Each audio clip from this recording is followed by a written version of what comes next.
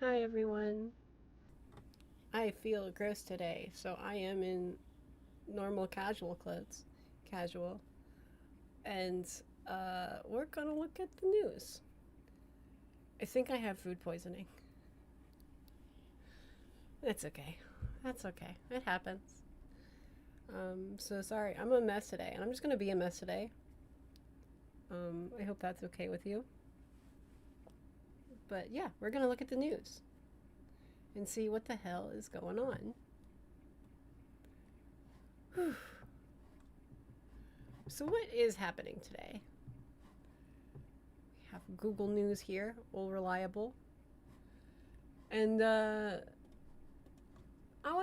curious about the war in Iran as that's evolving or devolving rather. And I'm curious about airports as ICE has been introduced to make things worse. So let's get into it. This is from CNN yesterday. Trump's suspiciously timed announcements on Iran.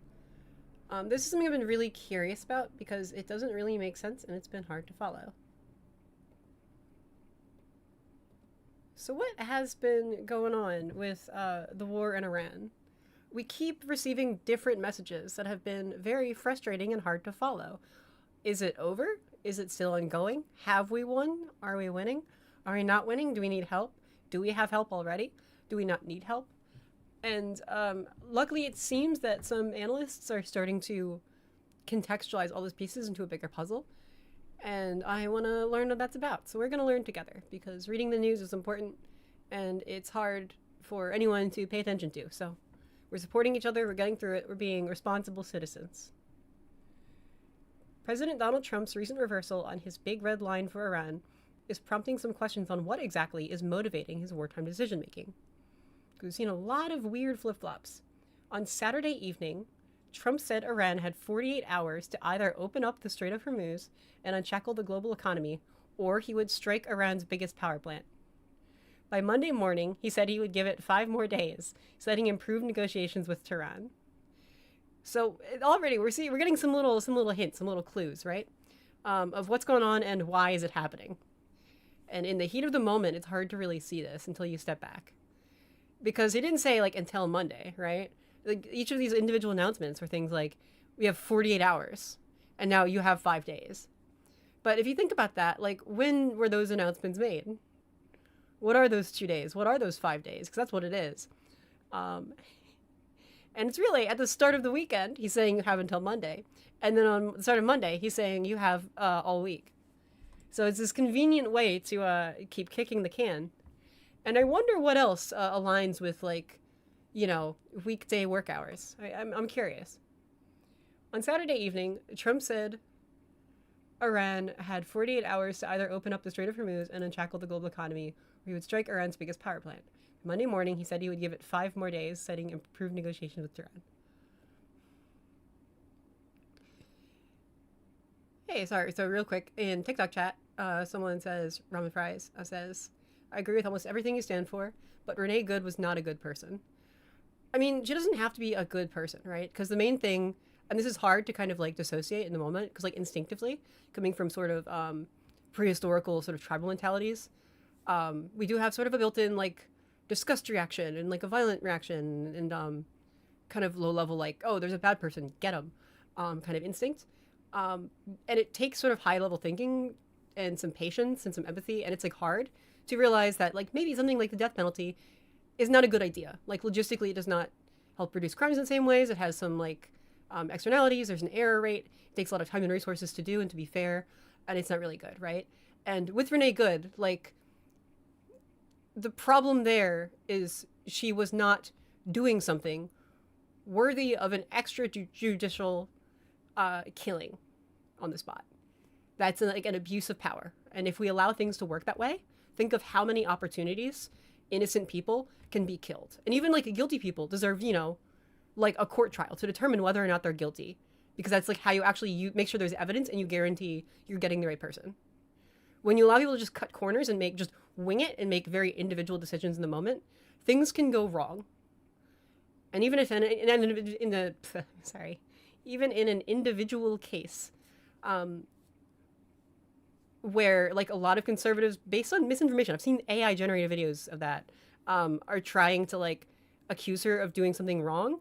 There still is logical jump where like, why do you think just execution is just or worthy or what they're supposed to do? You know, like if someone does a crime, they're supposed to be arrested, and then everyone gets to cool off, and you go to court and you go to a trial, and then a jury of your peers listens to all the evidence presented by lawyers, and you're not allowed to lie, and then based on that makes a decision, and then there's like clear sentences for specific crimes. I don't want to devolve into like savagery and barbarism, so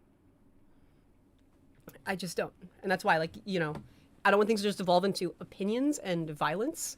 Um, you know, just facts, right? And I can say, like, I mean, you know, the actual truth, which is that she was leaving after being told to leave, turning her car away. So, yeah. But a lot of people lie about that. And to keep savage liars like you in check, that's why we need a court where people are held to a punishable, if broken, standard of honesty and evidence-based argumentation, and then decision making by a jury of your peers who agree they're going to make a fair decision based on the evidence. That's how you actually like ensure civility and integrity, which some people like you might not have. So back to this and the weird flip-flopping on the Iranian war. Iran has denied any dialogue with Washington, and while there's certainly reason to not take officials at their word, the diverging stories and Trump's own credibility problems open the possibility that something else motivated him to back down.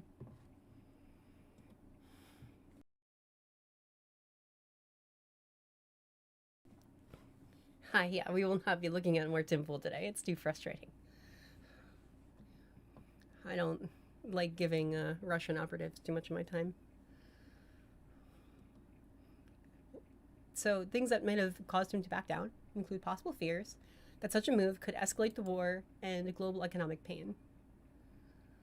Trump's critics are calling it Trump's latest taco, an acronym for Trump always chickens out. That's difficult to prove, but the decision follows another undeniable Trump pattern. His announcements always seem conveniently tied to the open and close of financial markets. Wow. Over the weekend. Right? On Saturday, and it's going to last through the weekend until Monday, and then Monday morning, guess what? There's another week of at least short-term guaranteed stability. Trump said he was giving Iran more time shortly before the markets were due to open Monday morning on what was bound to be a pretty brutal day in light of Trump's threats of escalation. Instead, it turned out to be a strong one. And he's repeatedly made these kinds of announcements at times that seem geared towards the markets, regardless of how substantive and lasting the declarations themselves turn out to be. A major one was his Liberation Day global tariffs on April 2nd. The press conference was scheduled for 4 p.m. Eastern Time, but after talking for a while, Trump announced the actual details shortly after markets closed at 4:30 p.m. At what point can you just reasonably say, like, this is market manipulation, you know? Because it looks like it to me. He also said the tariffs wouldn't start until shortly after midnight on Saturday, April 5th, when markets would also be closed. A week later, after a historically rough week for the stock market, Trump posted minutes after the markets opened on 9:30 a.m. Eastern Time, "Be cool, everything is going to work out well, and this is a great time to buy." The next day, after markets had slumped to their lowest level of the year, he announced a 90-day pause on nearly all tariffs over 10%, which then sent stocks to their best single day since 2008. On October 10th, a Friday, Trump announced 130% tariffs on China 20 minutes after the market closed for the weekend. Those tariffs would also go into effect on Saturday, November 1st, when markets would be closed. On January 21st, it was 20 minutes before markets opened that Trump announced during an overseas trip that he would not attempt to take Greenland using excessive strength and force. Stocks just had their worst day since October, the day before, and the dollar had its worst day since August. Trump, of course, did not invent this kind of approach. Companies will often make announcements that could impact their stock, either before or after market hours, so investors can digest the news before making decisions. And both companies and governments also often try to bury bad news on Friday evenings in what are known as news dumps. It's because the fewest people tend to watch the news on Friday. Because if you're cool, you're out, you're socializing. You don't really care. And also, it's not going to affect business decisions until Monday, so there's some cool off time. So you can get away with the most and delay the negative reaction the most. That term feels too trivial to describe the start of a war. But Trump did wait until after the markets closed on a Friday to announce his initial strikes in Iran, posting a video message confirming the attacks on Saturday, February 28th, around 2:30 a.m. Trump's previous attacks on Iran back in June and his operation to oust Venezuelan President Nicolas Maduro in January also fell on weekends. And 2 weeks ago, on the afternoon of March 9th, Trump told a reporter that the 10-day war was very complete pretty much. What day was March 9th? Let's see. That was a Monday. So he makes big threats on Saturdays, and then he calls it off on Monday when it will actually affect the market. And he makes big threats after the week, when the markets are closed, that everyone would react to negatively. How can you believe this? How can you operate around this? Like, the thing is, if you want to, make economic investments, you need to plan short-term and long-term for what's going to happen. That's how you make a safe bet and you predict what's going to happen. You can't do that if someone's flip-flopping all this much, but you can look for a pattern, and that's where Taco comes from. It's from like the Wall Street guys and stuff who are like, yeah, there's a pattern. You should actively bet money on the presumption he's going to back down. Like, he can't be trusted. That's what people are putting their money on. Once the comments were reported, they immediately sent the struggling markets higher. But after the markets closed, Trump had a very different message at a Republican gathering. He signaled there was still much to accomplish, saying, quote, "We've already won in many ways, but we haven't won enough." Though it's worth noting that Trump's messaging surrounding the war has been consistently inconsistent. Fast forward 2 weeks, and Trump's announcement of a 5-day delay in his red line on reopening the strait before the markets open Monday probably prevented another especially brutal day.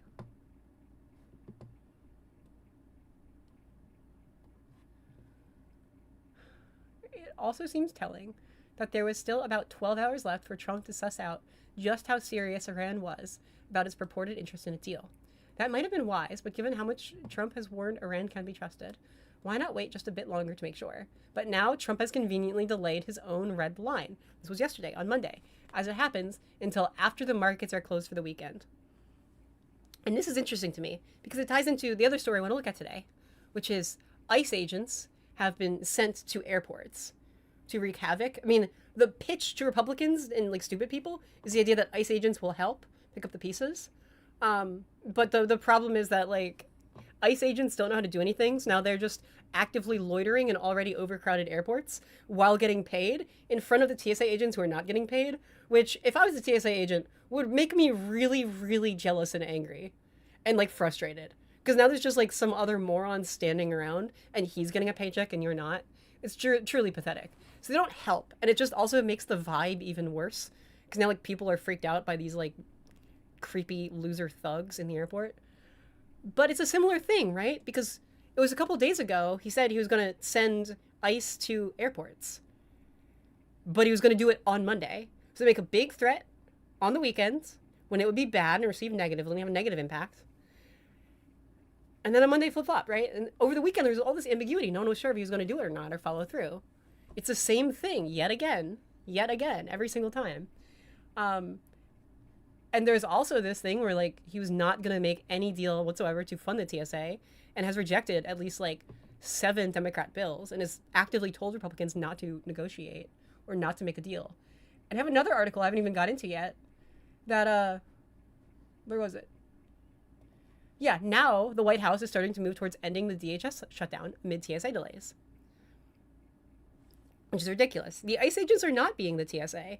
I mean, insofar as, like, they like being inappropriate and awkward and like an annoyance and not really good for much, but, kind of touch people.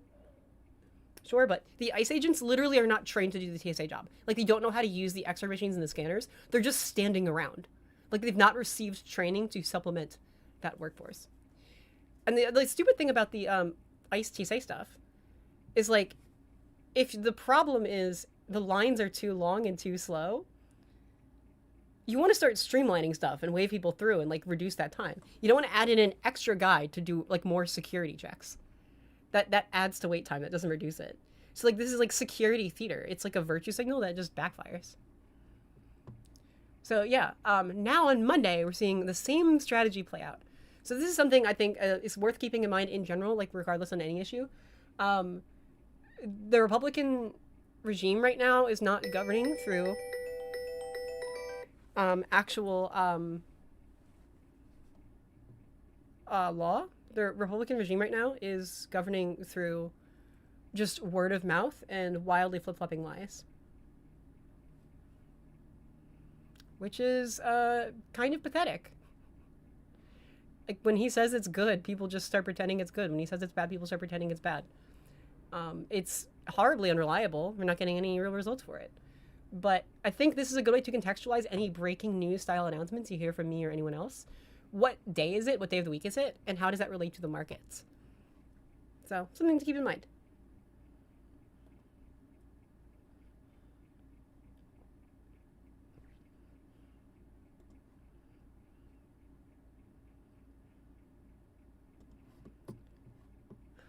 But I do want to go through this article here. Now, in yet another flip-flop, the Senate Republicans and the White House are moving towards a deal to end the DHS shutdown and fund the TSA, which is opposite everything they said they do just the other day. So, you know, kind of pathetic there, but whatever. Let's take a look. Lawmakers and the White House moved towards a deal to fund the Department of Homeland Security more than a month after the agency shut down. And it's worth considering why this change is happening and why now. The TSA checkpoints delays at the U.S. are mounting as employees aren't getting paid. And it's been a month, so that's what, at least 2 paychecks? Now, I know Democrats have already put forward at least 7 bills offering to fund the TSA. And Republicans keep rejecting them and refusing to negotiate, and then whining and saying the Democrats did this, and it's the Democrats' fault, and ask them to end the shutdown. So Democrats have tried. The Democrats have showed up. Republicans haven't, because they prefer to complain about problems and fix anything. A White House official said Tuesday that negotiations were ongoing, but that the deal seems to be acceptable. The deal would fund most of the DHS, except for a portion of immigration and customs enforcement budget. So it funds DHS, but not ICE.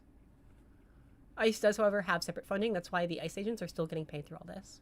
Senators in the White House appear near to a deal to fund most of the Department of Homeland Security to end the partial government shutdown at the shutdown's 2nd month, which is leading to worsening airport delays. Talks are underway, but this deal seems to be acceptable. A White House official speaking on condition of anonymity said Tuesday.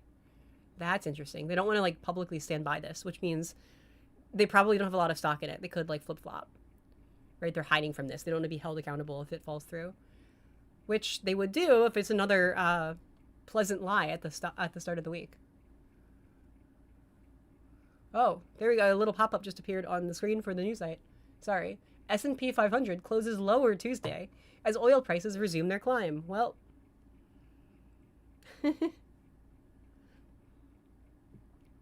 ridiculous. That's not surprising to me. President Dumdon has said he wants to not only fund DHS, but include other changes, such as prohibitions on transgender care and a voter ID measure. Terrible ideas the government should not be doing. The government should not be interfering with your medical rights or your voting rights. Straight up. This is a free country. It's supposed to be a free country. I want to live in a free country. This is stupid. And it's weird to hold airports hostage over this. At a swearing-in ceremony for Homeland Security Secretary Mark Wayne Mullen on Tuesday, who, by the way, is the only senator who doesn't have a bachelor's degree, Trump said he would take a good hard look at the compromise funding proposal, which is non-committal and means nothing. We're not seeing any actual hard commitment of this. So this might be another early week optimistic promise that they fall short on. We'll see. I don't know. I'm not very optimistic here. Senate Majority Leader John Thune, Republican from South Dakota, said at a press conference Tuesday that, quote, Democrats have in front of them the legislative text of a proposal to reopen DHS. The time to end this is now, Thune said. It is essentially what the Democrats have been asking for. Democrats have put forward what they were asking for 7 times, so curious what the difference for this is. The agreement would include funding for all of DHS except a portion of its ICE budget. Senator Lindsey Graham, Republican from South Carolina, part of a group of Republicans who met with Trump at the White House on Monday night, said it would amount to funding 94% of the agency. All of this, by the way, it's weird. Why do we have the TSA? It was a post 9/11 thing that, like, oh, this would help security, and it hasn't. Like, it's a pretty bipartisan, non-politicized, widespread opinion that the TSA is a waste of money. Touching people, like groping people for security, it's like degrading. It wastes time, those security lines. It's not necessary. Like, it doesn't work, you know? It's not good.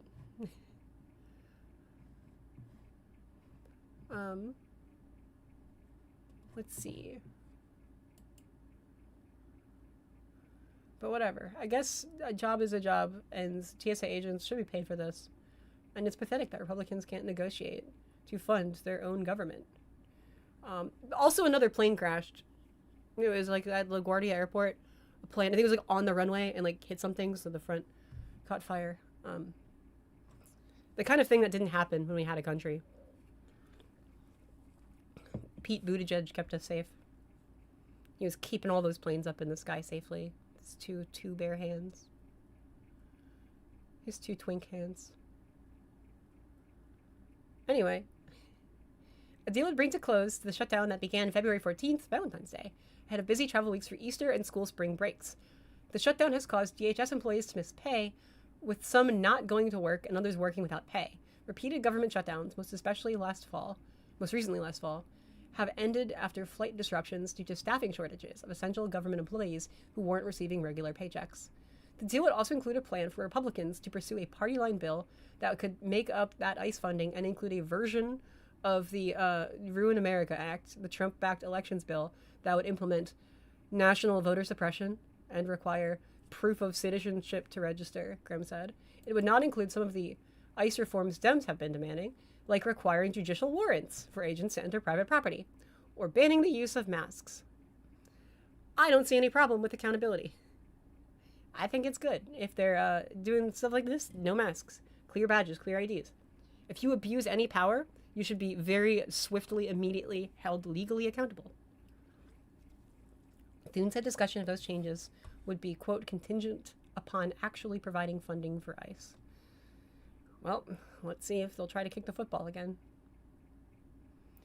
One thing I think is interesting here, and I'm not fully wrapped my head around, is why airports, right? Because the same thing happened with the last government shutdown in the fall. It went on for weeks, and it was not the failure to feed working people that made Republicans come on board and try to end stuff. They did not care about that, which shows a subhuman level of cruelty. But it was starting to hit airports. It was like funding for TSA agents, like funding for airports. And there's a couple of reasons for that, maybe. Like, one could be like government employees, like actually working at airports, like TSA agents, and a selfishness there. And it could also be like white collar government type people, or like, you know, affiliated like private industry, but they work with the government, who take planes back and forth a lot. And even like senators and congressmen and stuff will take planes back and forth a lot. So it could be like that, those specific government type people taking planes, and then it affects them personally.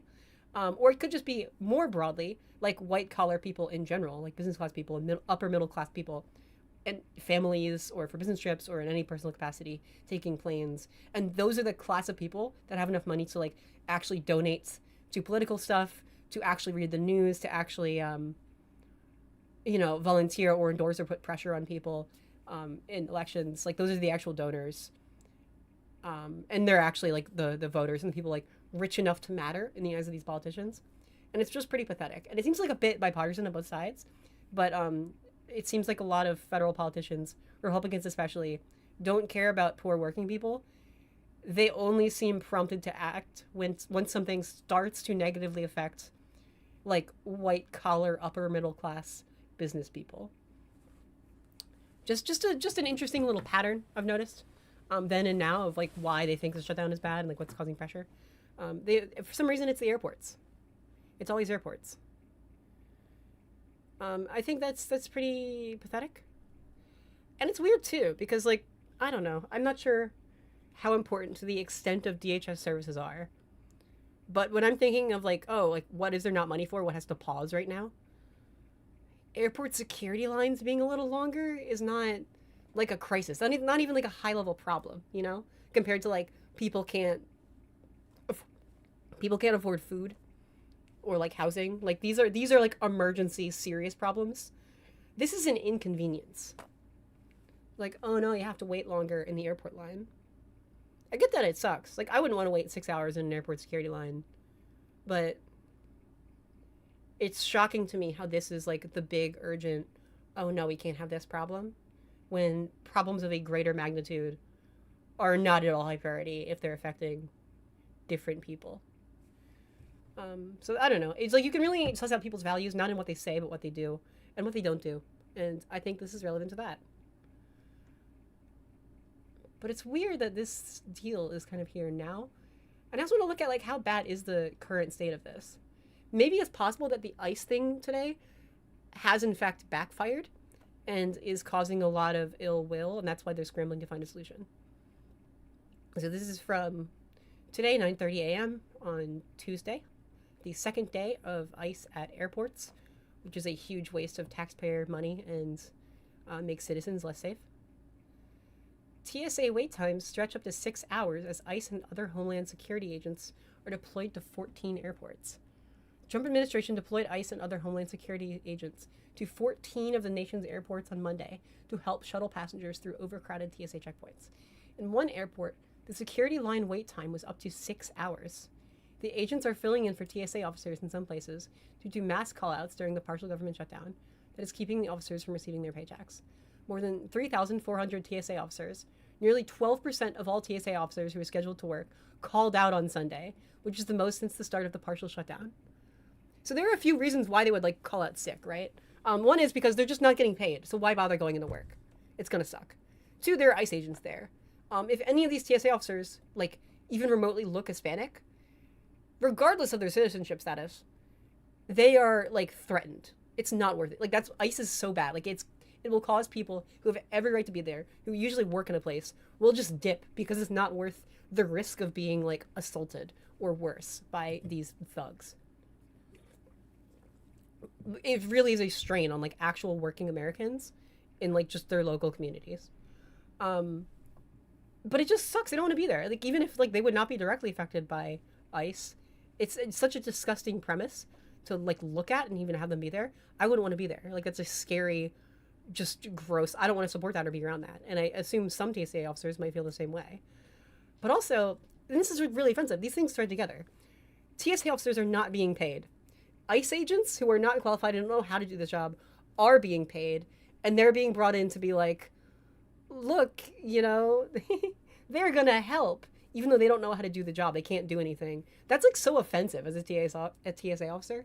No matter what your job is, I'm like, well, I'm not gonna pay you, but I'm gonna bring in my friend and pay him to help you do your job. Just pay the person. Like that's just so offensive and like degrading, and it's a waste. So I mean, as these ICE agents are just standing there drooling behind TSA officers, doing nothing except adding in more security checks instead of streamlining things. I get why a lot of TSA officers are just like, no, I'm gonna leave. You told me they could help and do my job for me? Okay. Well, I'm not gonna be there also. So this is gonna cause some weird, bizarre downstream effects. If some of those TSA agents quit or get fired over this, those are more people in the United States becoming unemployed in their areas and then looking for other jobs, which makes the job market even worse and even more oversaturated with applicants without more jobs to show for it. And any effect on travel greatly affects business as well, which is another reason why the government's now panicking to act. Like, this has just made things so worse. Amid severe staffing shortages, some travelers navigating George Bush Intercontinental Airport in Houston dealt with 6-hour wait times. Lines snaked up 3 floors, starting in the basement subway corridor before passing through the baggage claim area. Security lines at Atlanta's Hartsfield-Jackson International Airport extended all the way outside the terminal. It's not safe for anyone, a TSA officer on working without pay. Across the country, some travelers expressed hope that federal agents might ease the TSA bottleneck, but others were skeptical, including TSA officer and union representative Pascual Contreras. I don't believe they're trained in a way that can help us, Contreras said. Wow. Almost like you can't just show up and start doing someone else's job on day one. Also, like, maybe the kinds of people who join ICE are not capable people at jobs. I've seen them standing outside. I've seen them outside standing around. I don't know if they're doing anything. They're in so many airports. Oh, this is bad. And it just doesn't show me how they're meant to, like, help anything. What does this achieve? What does this achieve? Like, what's the point of it? It's just a virtue signal. The president told federal agents not to wear masks while operating in airports. And this is interesting, too, and speaks to the class divide of, like, the shutdown was suddenly a problem and it started affecting, like, white-collar people. ICE has a very earned negative reputation. But now what low information white-collar voters, like middle-class and upper-class voters will know, is, like, they will have a different impression of ICE because they're actually being told to, like, operate decently. And what's, like, so pathetic about this is just what Democrats' demand is. Like, just no masks. No masks, so there's accountability. And there's some humanity in it, because it's scary when someone who, like, is covering their face is just, you know, engaging in wanton violence. He has also said they may soon be joined by National Guard troops if a deal to end the shutdown is not reached. Sure, bud. These are your tax dollars, by the way. Senate talks aimed at ending it hit a new roadblock on Monday after Mr. Trump called on Republicans to hold out for passage of an elections bill the Democrats strongly oppose. Though some key senators suggested Monday a deal to fund parts of the Department of Homeland Security is still possible. And that's the weird thing. Like, this was yesterday, and so we're getting this flip-flop, like, within 24 hours. And I'm guessing that the reaction to ICE was not good, because yesterday it's, hey, we're going to have ICE and they're going to help. And today, suddenly, they're pivoting and willing to make a deal. This was from yesterday night, even, so not even that long ago.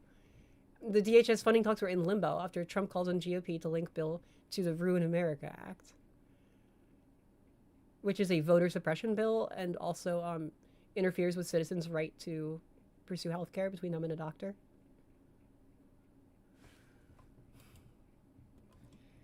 I'm suggesting strongly to the Republican Party, don't make a deal on anything, Mr. Trump said. Which is so anti-democratic. Like, the point of separation of powers, the point of a Congress is that they can do what they want and tell the president to go fuck himself. Like, there was this little thing called the Revolutionary War. And, I mean, it's complicated. A lot happened. You can read several books on it. We wrote several big documents about it. And it comes down to, if anyone says they have absolute power over you, you can tell them to go fuck themselves. That's really the TLDR on that. But he just commanded the Senate not to make a deal. And now today, the very next day, he's trying to make a deal and pivot. ICE is bad. And, like, all of this, what really confuses me is it's politically, like, a self-own. It's an own goal. Polling support is so down over this. Like, no one likes ICE. As much as Republicans have campaigned every single election on, like, this idea of, like, scary masked black bloc Antifa, they then literally made that on their own. That's what, like, ICE is. They're just, like, these unaccountable, politically radical militias given government authority to do whatever they want, pretty much. And they're hiding from accountability at every opportunity. They're being hostile to people who are trying to just use their free right to document them. And they've, like, attacked citizens in the street.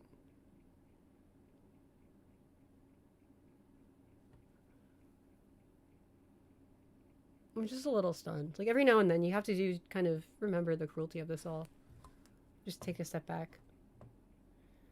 But it makes no sense why they would do this, you know? Like ICE is so unpopular. This is clearly bombing. It's backfiring. They clearly own this government shutdown because Democrats don't have any power. Like as much as they try to push that narrative, it's Democrats' fault. There's a record. Democrats put forward bills to fund this. Republicans have all the power. They have all the cards. They can't fund their own government. And worst of all, it's been affecting airports where people can see. So good luck. That's why they're trying to push this voter suppression bill so hard because they're terrified of accountability from the American people. They can and should be voted out. Vote. Register to vote. Make sure you have proof of citizenship in case they do pass this stuff. Try to get a passport. Try to make sure your birth certificate is updated with your current information. Please, please, please. There's a reason they don't want you to vote. There's a reason they don't care about, like, watching live streams about socialism and why capitalism is bad. They don't care. There's a reason why they're actively using the highest power they can by all means necessary to stop you from voting.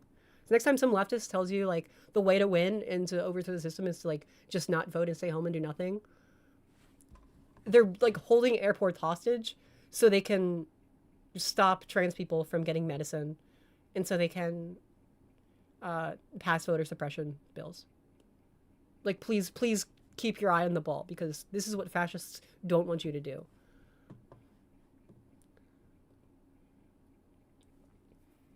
Hi. So I'm catching up on chat. Hey, yeah, I saw him in a couple of films. Yeah, thanks. Thanks for being here. Yeah, it means a lot. Yeah, Wick is a pretty cool guy. And when I saw the panel the other day, where, like, I don't know, Wick clearly tried to put together a conversation, and then he made some really sad, quiet comment of, like, you know, some other people dropped out.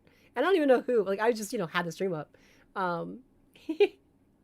And, like, you know, clearly wanted to have a conversation that was not having because, like, it was just a room full of polite liberals affirming each other and being like, oh, I did something mean. And I was like, whatever. I will steel man the position there.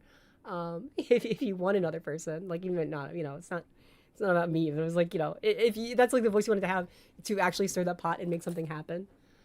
Like, I feel, you know, if that's what Wick wants, I think Wick deserves that. My strongest criticism of Democrats right now, is it on policy or messaging? It's on messaging. It's on messaging, okay? I've tried to look into this of, like, what would be the strategy? What should the Democrat policies be? And, like, the more you try to understand any field of policy, the more Kamala Harris's platform makes sense. It's, like, optimal. And there's, like, several big things and small things, right? So, like, Americans like the value of hard work, right? So things like UBI, even though they're good in theory, pull badly. Like, you won't win or convince people. People don't want UBI, even if it would be good for them. Because they want to feel like they've earned it. Like, people get purpose through their work and their career, you know? It becomes sort of like an art form or a hobby or like a means of self-expression. People like having a value and a purpose and a role, things they're good at that can define them, and then things they're not good at, you know? So everyone feels special and has a place. That's something, like, deeply American, and I think it's, like, worth respecting a little bit. I also think it's worth, you know, artists should earn a living wage, all kinds of things. So instead, you'd want to do things like, how can we give people that amount of money to spend? You'd have, like a tax break or whatever, right? Or, like, just, you know, give the money. But it's best framed as, like, subsidies. So it's more kind of like, oh, taxes are just higher in general, but you can reduce your taxes if you, like, are starting to start a family or, like, get a house or you get an electric vehicle. Like, there's ways to, like, backdoor in little aid in a way people feel like they're making a smarter decision, and it doesn't feel like, but they feel like they earned it. Like, there's several, like, really smart and subtle things. And they're all, like, very, like, backed by, like, what can we economically do that's not going to cause a ripple effect of, like, way too bad inflation. Stuff like that, where it's, like, it's hard, you have to make those calls. And, like, everything Kamala Harris did, like, a bunch of, like, really esteemed economists are like, oh, yeah, no, we think that would work. We think that would, like, improve things, but, like, not have consequences that, like, outmatch it. It was, like, expansions to healthcare, like, Medicare and Medicaid were going to cover, like, vision and dental and stuff like that, which would be awesome. Like, all kinds of things. Like, there are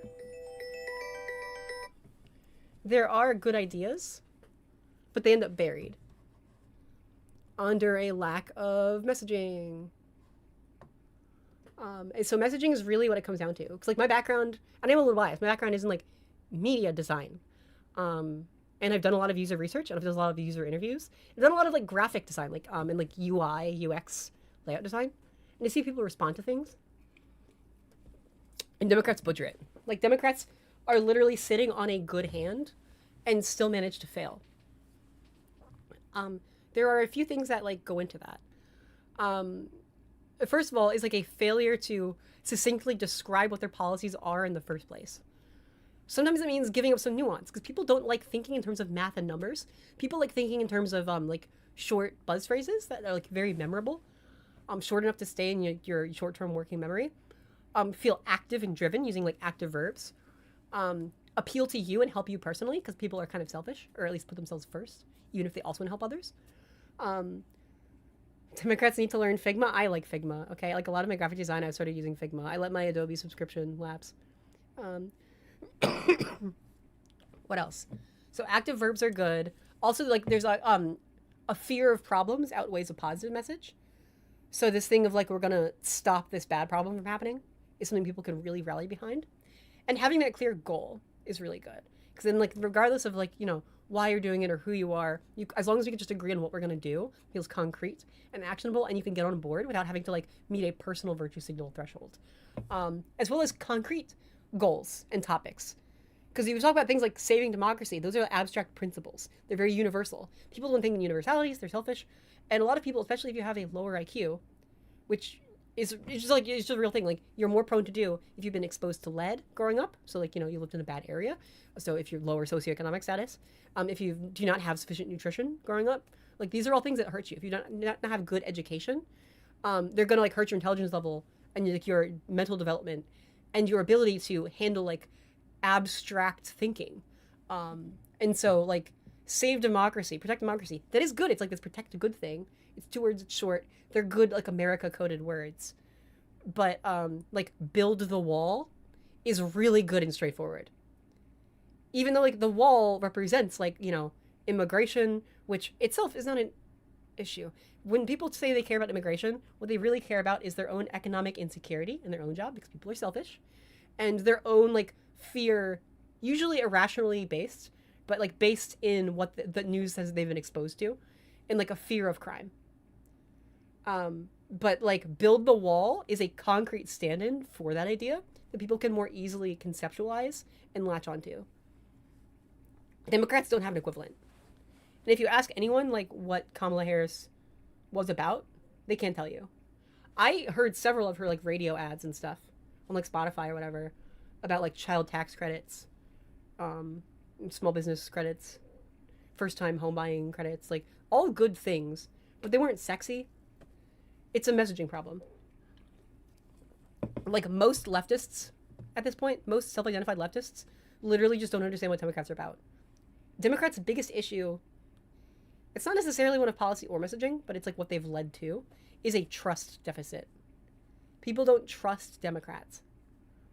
And that's because they have not seen the consequences of Democratic policy be good and like connect. And they've not heard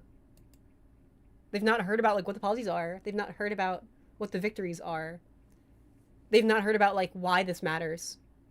Because if they did, there would be a reason to vote for Democrats again. Democrats at best get one term of power and then fumble it and then like don't get credit for the good and take responsibility for all the Republican sabotage. And then people have this impression that Democrats are nice but don't do anything and can't be trusted and are weak and compromising, even though like they're not. Republicans are cheating. And then they get voted out. And then Republicans trash everything in the economy again. And then when Democrats do get power, they spend all their time cleaning up Republican messes instead of getting ahead. And like I've seen this when sometimes I play like Magic the Gathering 1v1 with my girlfriend. We usually play in like a 4-pod, but we play Commander, and sometimes on an off night she'll want to play with me. And so the two of us play, and if she goes first and she gets like a good move, the best I can do on my turn is trying to like counteract the aggression she's done against me in the game, right? I can't actually build a board state and get ahead and achieve anything. So I can kind of keep her down, and she's just going to wipe me and then have one thing, and then I'm just going to be constantly in the back foot in a closed little loop. There's not enough ways for me to get ahead. And Democrats have the same problem where, like, because the messaging on policy is so bad, they don't win power and they don't have room to do policy. And then they don't have, like, the opportunity to build trust. The brand equity of that is something I really, really care about. And I'm going to try and put together, like, a PowerPoint presentation and have, like, a more kind of formalized video on that later this week.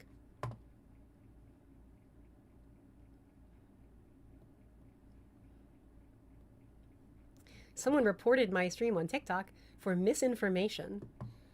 I'm literally just looking at the news.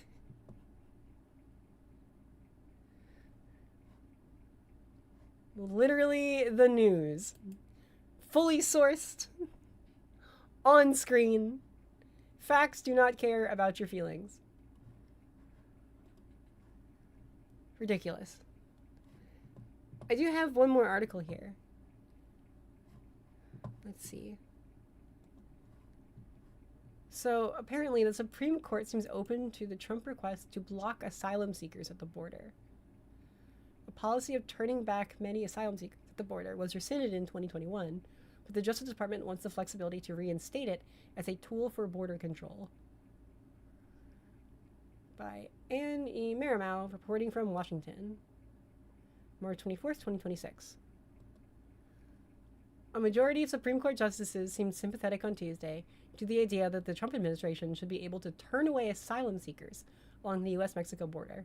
If the court backs the administration, it would allow President Trump to revive a policy first used in 2016, in which the government stopped asylum seekers from setting foot on U.S. soil, where federal law would entitle them to try to claim asylum and receive protection from persecution. Under federal law, any non-citizen who is physically present in the United States or arrives in the United States can apply for asylum. Migrants who announce their intention to do so are then referred for an interview to determine whether they have a credible fear of persecution.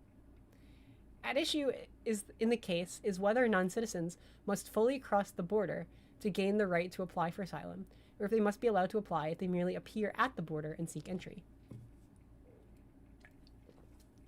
The Trump court's conservative majority has generally been receptive to the Trump administration's assertion of presidential power in a series of temporary orders that have allowed President Trump to implement his policies while litigation plays out in lower courts. But last month, the justices, including two of Mr. Trump's nominees, invalidated his sweeping tariffs on imports from nearly every U.S. trading partner in a rebuke of his signature economic policy. This is interesting, by the way. When are we getting that tariff money back? Because we're supposed to, right? Haven't seen it yet. We are owed a refund. That money was illegally taken. A key question for the justices in Tuesday's asylum case, which will likely be decided in late June or early July, is what exactly it means to arrive in the country. The justices spent more than an hour on the case, much of it spent struggling to parse the difference between a person who arrives in the United States and one who is arriving at the border. Really splitting hairs on this one, huh? Chief Justice John G. Roberts Jr. and Justice Amy Coney Barrett, who are often in the majority, suggested that arrives in the U.S. means a person who has fully crossed the border, as the Trump administration has argued. President Barack Obama first began turning back some asylum seekers in 2016. The policy was dramatically expanded by President Trump during his first term before it was rescinded by the Biden administration in 2021. Lower courts have repeatedly invalidated the policy after immigrant rights advocates and several asylum seekers from Honduras, Nicaragua, and Mexico sued in 2017.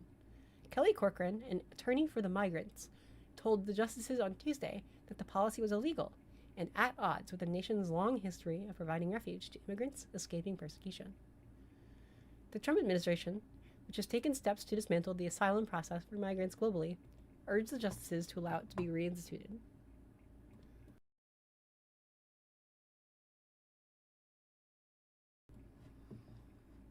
Vivek Suri, an assistant to the Solicitor General, called the policy a critical tool that the administration intends to revive if it determines it is needed to address a surge of migrants at the border.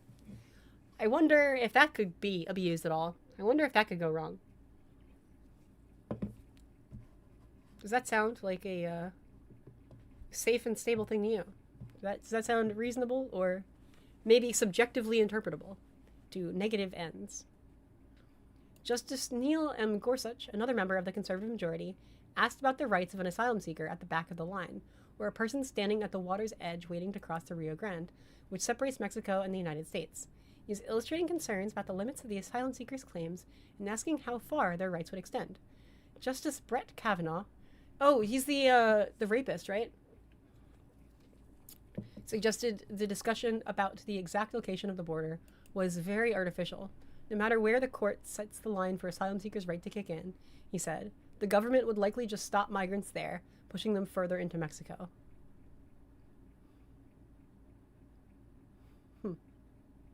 Justices Sonia Sotomayor and Ketanji Brown Jackson, both liberals, had the toughest questions for the administration. They were the only two justices who seemed to fully embrace the claims of the asylum seekers. Turning away asylum seekers, Justice Sotomayor suggested violates Congress's intent in enacting a statute that entitles arrivals to claim protection against persecution, as well as international agreements involving refugees dating back to World War II. They've arrived, they're knocking at the door, Justice Sotomayor said. And this is like a really interesting divide, and like what counts, they have to be in the country illegally. Like, do they have to cross the border first, or can they just show up at the border and say, "I need help"? What would be better, more respectful, right? Like, I don't know, because people complain when they cross the border. They'll say it's illegal, even though they're asylum seekers, so it is legal. But if they're arriving at the border, they'll just say, "Sorry, you haven't arrived at the border yet." I feel like that's a very subjective line. They'll be like, oh, that's not at the border yet, come closer. That's not at the border yet, come closer. Actually, now you're over the border and that's illegal. Like, that's how that's gonna go.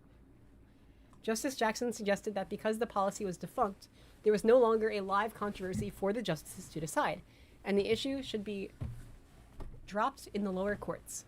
Mr. Surrey, the government's lawyer, said in response that the administration wanted the authority to reimpose the policy as needed. The problem with this is, like, it's just so easily abused. Like, we can all see it, right? It's so easy to abuse and misuse. I don't like all these subjective rules. I don't trust that. Like I said on Bookstream before, like, I don't believe in the counting on the possibility of a good faith government.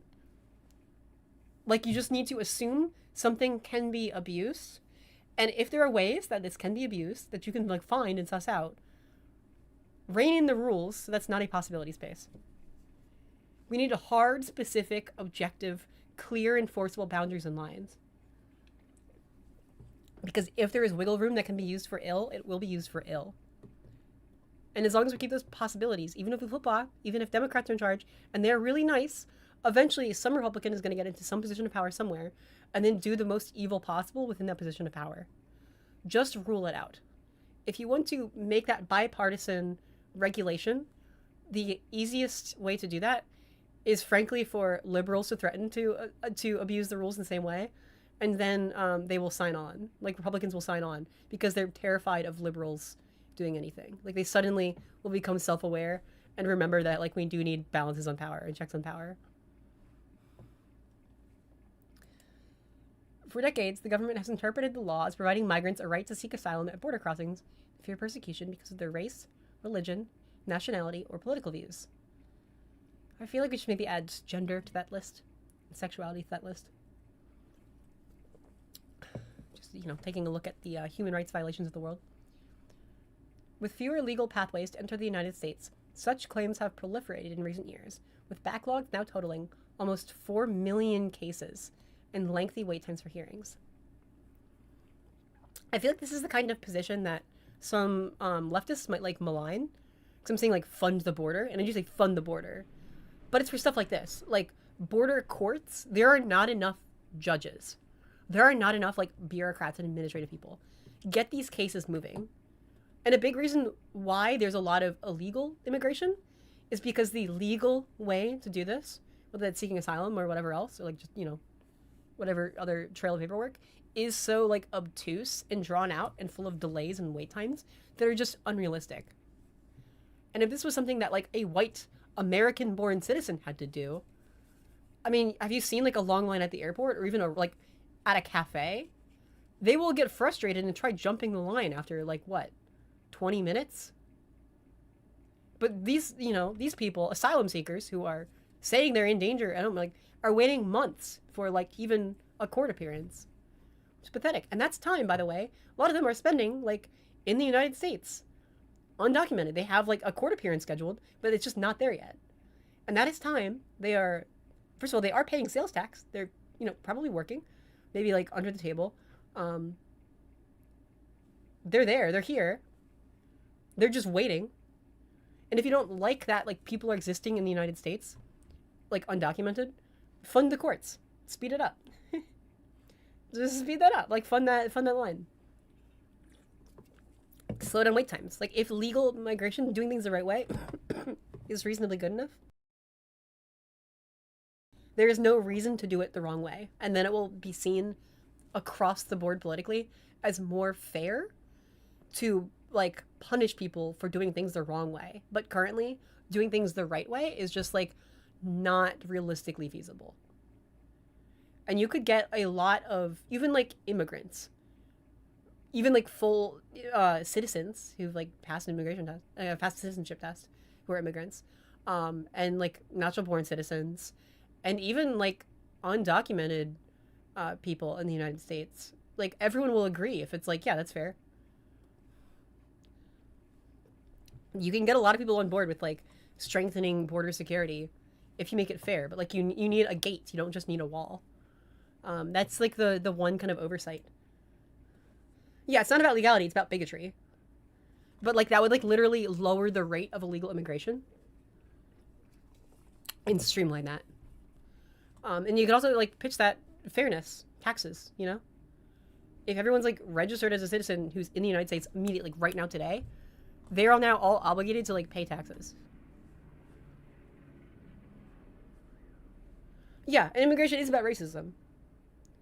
And, like, when you just, like, fix the, like, legal quagmire that's built upon, which, first of all, would reduce illegal immigration rates, so hopefully lead to some harm reduction there, because fewer people would be considered illegal immigrants.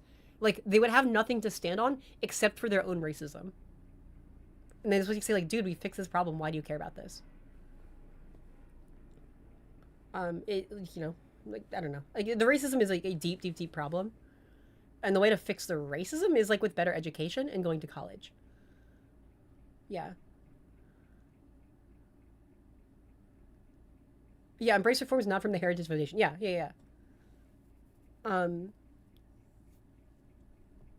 Education is another thing. The problem is, like, most voters today prioritize and care about issues such as immigration because that's they see as, like, a direct stand-in and domino into their sense of physical security because they're being shown propagandistic news stories, cherry picking, like, instances where a non-white person does a crime, and so they feel that they're it's a physical safety concern, and they also fear, like, economic job insecurity personally. So it's like a jealousy competition thing. So, like, that's mixed into the racial biases and increases, like, fury and hatred and fear of immigrants. So that can be resolved with better economic policy, like more job creation, like Joe Biden did, which was great. I don't know how to convince people of their own safety when we, like, do in fact live in one of the safest time periods in history. Like, that's the thing. It's like skimming village propaganda. It's hard to break through. But that's why I think, like, the easiest way to do it is to offer some and, like, message on some solution to immigration issues because that's what everyone is saying is a top issue, regardless of factual basis for it. And they can't, like, get over that. So if you, like, do something for that in the short term, just to, like, to calm people down, and then once they're on board, the actual way to stop anti-immigrant fears is to address economic insecurity.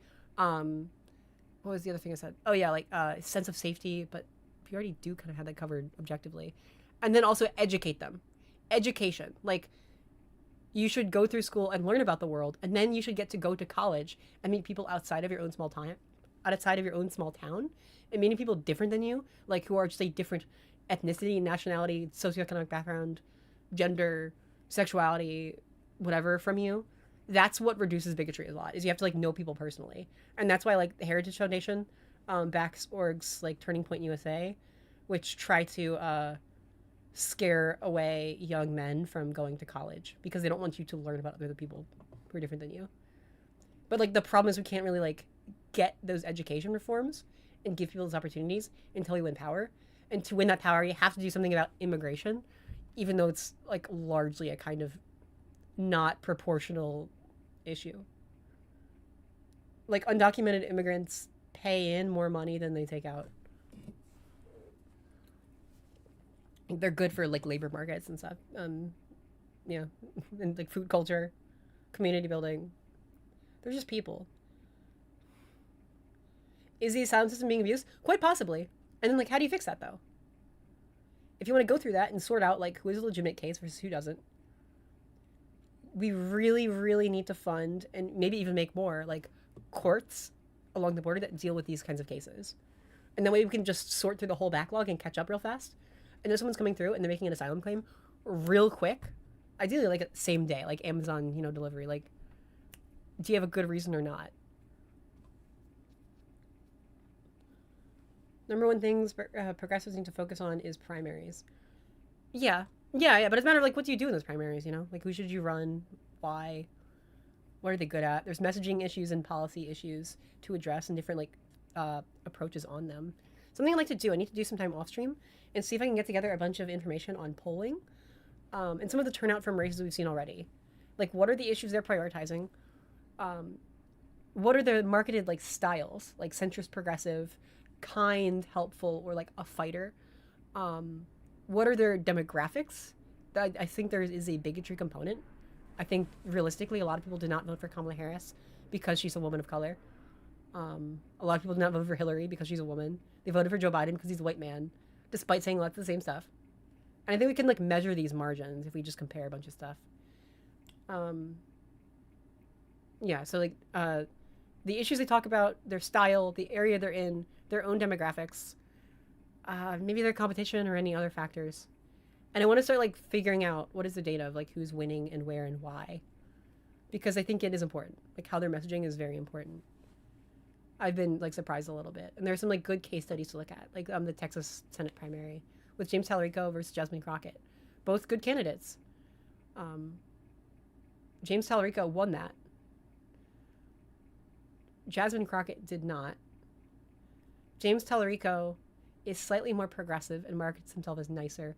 Jasmine Crockett markets herself as more of like an outspoken, take a no shit fighter. She came from the federal level. He came from the state level. He's a white man. She's a black woman. He markets himself as very Christian. She markets herself as very self-made. He was trying to reach to moderate and undecided, independent swing voters. She was trying to reach into the Democratic base and parts that just haven't voted historically. He also started campaigning earlier. She came into the race late. She had really good polls, and she seemed like she would win, but he won. James Talarico also outspent her like 5-1 and had like a huge, like really late in the game boost from Stephen Colbert. And you have to wonder, this is like the thing, I don't know, I've seen a lot of people like try to write this off one way or another, and like I just think they're both like good candidates who have a role to play. There's a lot to learn from both sides of this. One interesting thing, imagine you're like trying to hire someone to be on your baseball team. Okay, you own a baseball team, and there are two players you're looking at. You can only hire one. One has like all the best equipment, is like stacked out, like has been training, knows what he's doing, has had more time to practice, and he runs, hits the ball and then runs to first base, and you time that, and it takes 3 seconds. And then you have another player who does not have nearly as good equipment and has not had as much time to train, and they hit the ball and they run to first base, and there's like more of a new, like less prepared, and they also do it in 3 seconds. Who do you hire for your team? The answer is supposed to be like the person who's less prepared, because they did like about equivalent with less. Jasmine Crockett also got a ton of turnout and like almost as much. It was like a close race. Like James Talarico won, but like they both did pretty well. She did pretty well with a fifth of the budget and less time. So even though James Talarico won, I don't think that's a condemnation of Jasmine Crockett. That makes me curious, like what she could do in the future. I think that maybe she should consider like the presidency or vice presidency. Or maybe at least like running a campaign. I think she would have something useful to say on that. Like her theory of politics in general, like I've seen in articles over the past like couple of years, and that have really kept me interested. And like I've kept a pin on her, is she thinks that we can win elections by just appealing to our own base and increasing turnout and voter registration. Stacey Abrams is something similar, and I believe Georgia, and Georgia's the like now the one state in the South that can flip blue sometimes, which is that it's hard to do immediately. It takes patience, it takes long-term community building, but if you can get people registered to vote and enthusiastic about voting who are on your side but normally don't vote, you have access to like a secret bonus pocket of voters that the other side doesn't even know about and isn't even competing for. And that's what Donald Trump does. Donald Trump has a secret bonus like stack on top of the people who vote for him, of stupid people who are in a cult of personality, get his fundraising emails, legitimately think he is their friend or family member. These people will show up every 4 years only. They don't vote in midterms. They are not informed voters. They vote for Donald Trump and will even leave the rest of the ballot blank. And Donald Trump has outperformed like every poll since he started running. And all the pollsters run are like, oh no, it's a mistake. We have to correct things. We have to calculate this. And it's like, these are people who are not answering surveys. These are people who just sort of show up on election day and like their guy. And so it's like finding like what are these new areas of voters who do care about something and you can appeal to and you can reach out to. In this case, in Donald Trump's case, it was bigots. He found stupid bigots who feel bad about themselves because they're stupid and they're bigots and they have nothing to show for their lives. And he made them feel seen and heard. These are people who have, like, in many cases, never voted before. And they come out and they vote for him alone. Jasmine Crockett says, what if we do the same thing, but, like, with actually decent people? And I think that's worth trying. And I know there was, like, an old article with Jasmine Crockett, and she said, I believe it was in the, like, 2024 cycle. She, like, volunteered, she helped to campaign and stuff. And they kept putting her into, like black urban areas, they're only showing the black women to, like, black liberals in cities. And she was frustrated about this. She was, like, upset about this. Because what she said she wanted to do, and I think this is a really interesting original idea, and I think it's core to 2028, is, she was saying, don't just do that. Like, don't just put me in this stereotype box. Send me to those little, like, white, blue-collar small towns in, like, the South, in the Midwest, and, like, the Rust Belt. Which is fascinating. That, there are people we just haven't bothered to reach out to, and we could try reaching out to them. And I think it would be scary. It takes someone very brave, like a very brave black woman, to face a bunch of racist, sexist white men who are very deeply conservative. I think she should go with protection and security. But, like, I think that was, like, a bold, brave, clever, new strategic play to, like, try going for that, right? And you have lots of, like, white male candidates who are trying to hit on that same angle. You have your Graham Plattner types. You're like, we just need to reach the white working class. Have we tried sending, like, a black woman to do that? To show in good faith, like, hey, people are different than you, but they still care about you and they're still here. Might start to ease some of those bigotries. It would be a rough ride, and it takes some people really brave to do it. But I think could help connect those dots again and thread that together. I'm not sure that we have to choose between white working class people and, like, every minority group. And I don't think we should throw every minority group under the bus, especially as the radical right is, like, fracturing over their post-Donald Trump future, over, like, what to do and which direction to go, of, like, isolationism versus, like, war hawkishness. Like, the social bigot vote will be torn over economic issues in half. So everyone who's socially progressive is free real estate. Like, it's a pretty wide open lane, and it's most people in the country.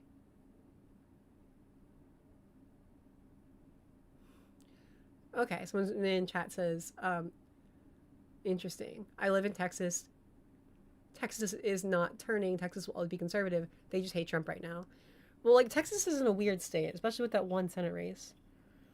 Because Paxton is like such a radical right, plagued with, like, corruption and scandals, insane bad person, that he's, like, a hard vote to swallow for a lot of people. And so, yeah, I do think there's a real chance there could be, like, a like, James Talarico could win, but I think it's due to an extraordinary exception of circumstances that, like, it would be luck. I don't think it would be up to skill or, like, this is what we have to do, because, like, the Republican side is really, really bad right now. Like it's an easier bar to clear than typically we would face.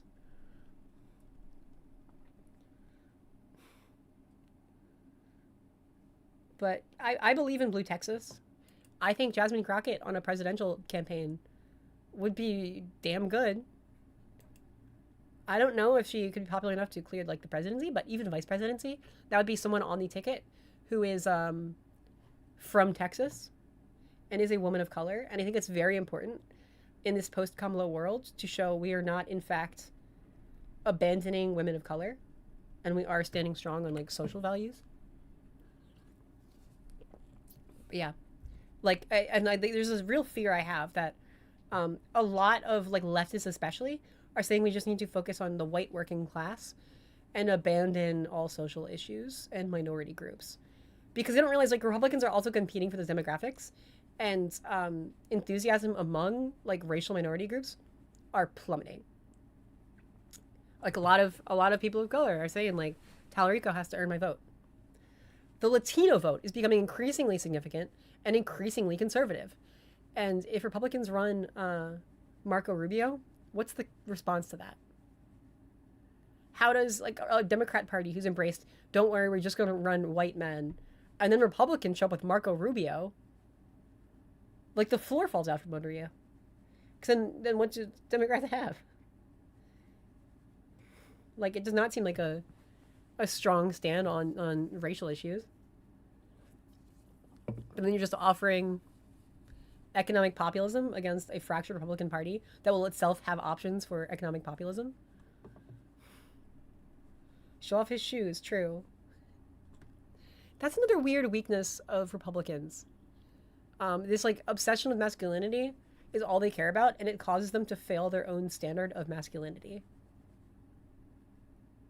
Um, like DeSantis was like the big scary potential threat for the candidate from the Republicans in 2024, and he was doing pretty well for himself early on, and then everyone realized he was kind of cringe, and seemed a little neurospicy, and then it came out he was wearing like fake high heels that looked like dress shoes so he could like look taller, and then they sort of kind of wrote him off as like a little too queer presenting, and that was it for him.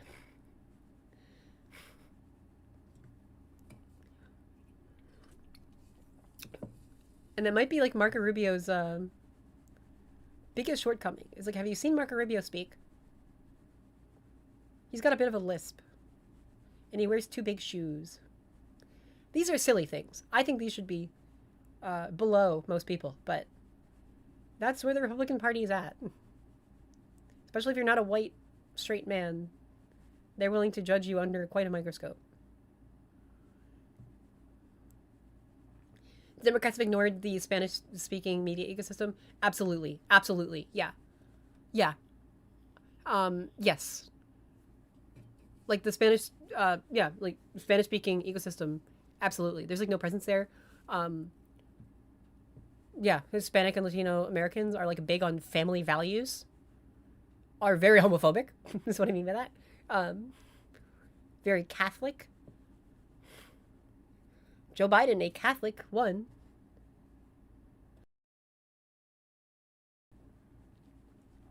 But I think Marco Rubio would have such an exclusive base of support, especially if it's in like a language, on different channels no one else is even aware of. I think we're underestimating like how much like a Marco Rubio support wave would just fly under the radar.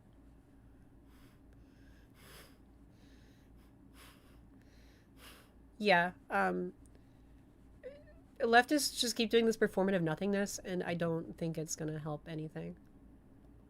It's just not.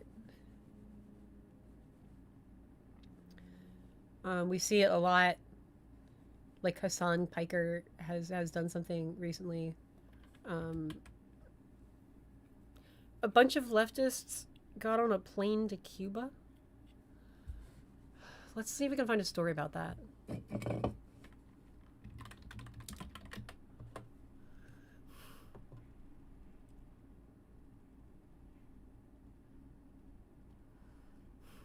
There's a I'm trying to find an unbiased story about this, and all of them are negative.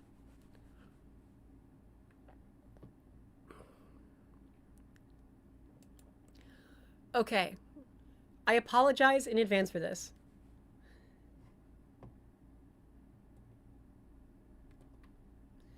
So a bunch of leftists went to Cuba, and I apologize. This is the most unbiased, least negative article I can find about this, and I did look.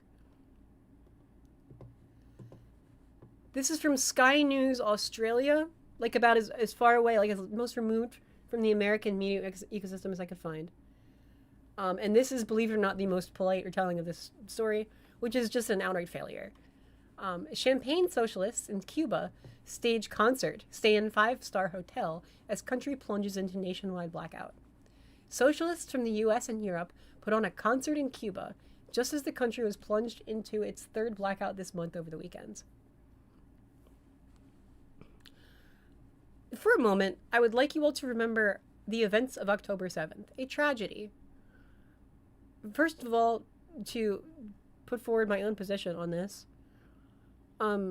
fuck the Israeli state's human rights abuses, which have now escalated practically to genocide of the Palestinian people.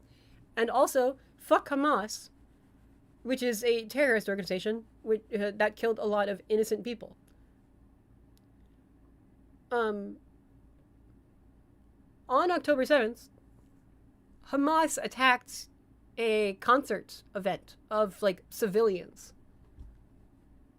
to send a message to Israel. And all the people who criticized that the most, that event the most, not the attack on it, but like all of the like leftists online, were like mocking the concert existing, and saying like how dare they like party while Palestinian people are suffering.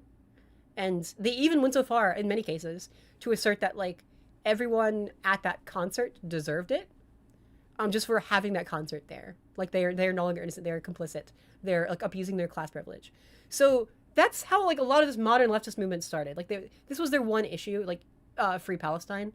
And like that was their big event, and a lot of them who were historically ignorant assumed tensions between Israel and Palestine started on October 7th, which is not at all true. So just keep that in mind, and just like the irony here. Try not to die from it. A convoy of socialists, including streamer Hassan Piker, the daughter of Rep Ilhan Omar, members of Code Pink, and lefty Irish hip-hop group Kneecap, is in Cuba with the goal of supporting Cuba's oppressive communist regime. But Piker and others have been dogged by criticism. Do they know? They've been dogged by criticism. Do they know? Do they know? Well, there's one way they can get out of being dogged by criticism. Just hang on, I gotta reach something on my desk here. For staying in a 5-star hotel in Havana, and Kneecap played a concert in the capital city, as the rest of the nation of 11 million people faced yet another major blackout.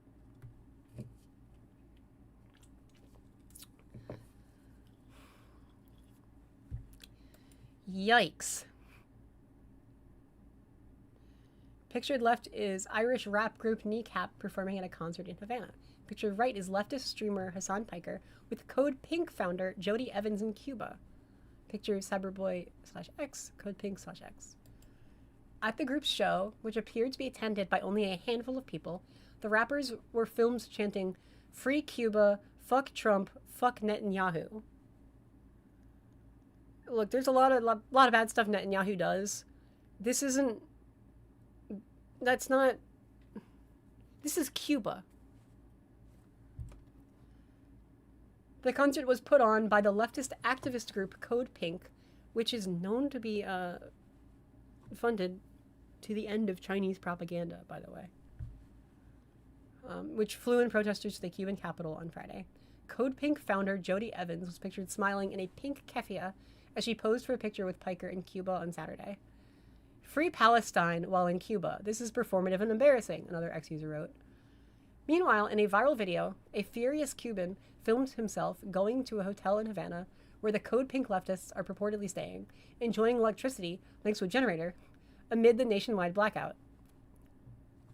So these are limited resources being used by champagne socialists who are there doing tourism to go to a concert that they're putting on for themselves, while the locals actually need help and those resources. Can you think of another way that an electricity-powered hotel could be used to benefit the Cuban people? Maybe more directly? Aren't these leftists the one who say, like, just give everyone a house if there's, like, open housing, no matter what it is? Like, is there maybe someone else who could stay in those hotel rooms with electricity and water? The Nuestra America convoy sent in socialists from North America and Europe to Cuba under the guise of handing out 20 tons of humanitarian aid to protest the U.S. oil blockade on the island. Cuba has seen its third national blackout this month, and its economy is on the brink of collapse. Left-wing influencer Piker, 34, brazenly claimed that he was forced to stay in a luxury hotel in the communist nation.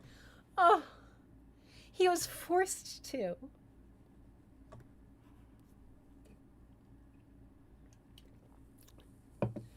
They don't let women get away with this. Like, any woman who's presented herself as, like, even a leftist figure online gets roasted for being, like, too good for herself, you know, like, indulging too much in privilege and, like, a fake leftist and a sellout. Like, ContraPoints. But the double standard is not lost on me. These people are very much not the Democrats. These people are quicker to ally with groypers than Democrats. The American government makes it illegal for Americans to stay wherever they want in Cuba. Piker, an ally of New York Mayor Zoran Mamdani, said on a recent streaming video from Cuba. This is, like, where this bias comes in, and why these streamers are a net negative. Not only is it, like, irrelevant, but it's not harmless, right? Because now they're trying to tie this and attack actual people in power doing actual things. Like, now this has become weight on Zoran Mamdani, who, by the way, did not let Hassan Piker into, like, his inauguration party. But these people who are bad and stupid and doing harm are negatively affecting people who are actually doing something and trying to help. And they're sucking up resources that should be used to help.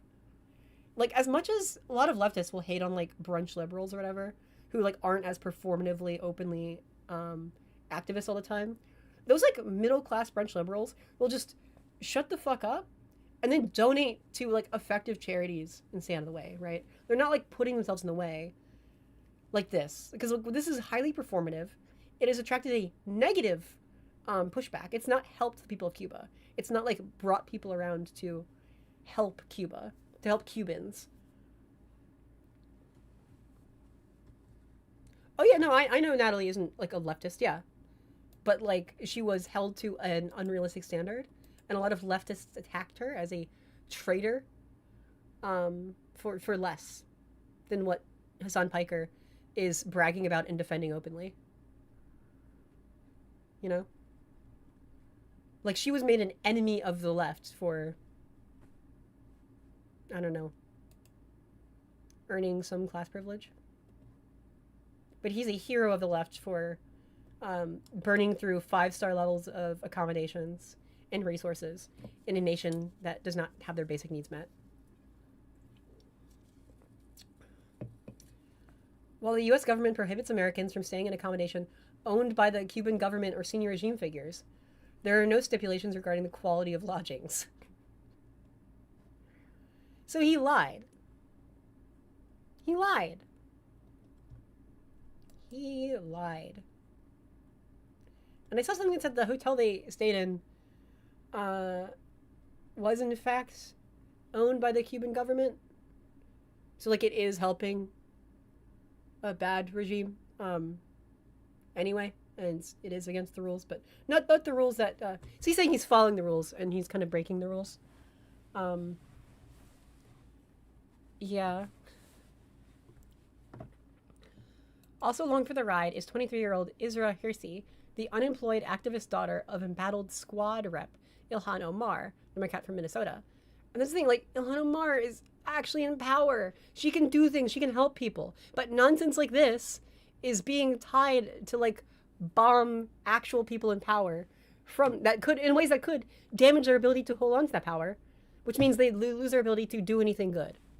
This is not just performatively good. It's not just, but we are helping. It's actively harming the most institutional forms of power we have to do good things. And that's selfishness, that like refusal to bear responsibility and like humble yourself and know when you're too privileged and it's not your time to talk or to put yourself in the way.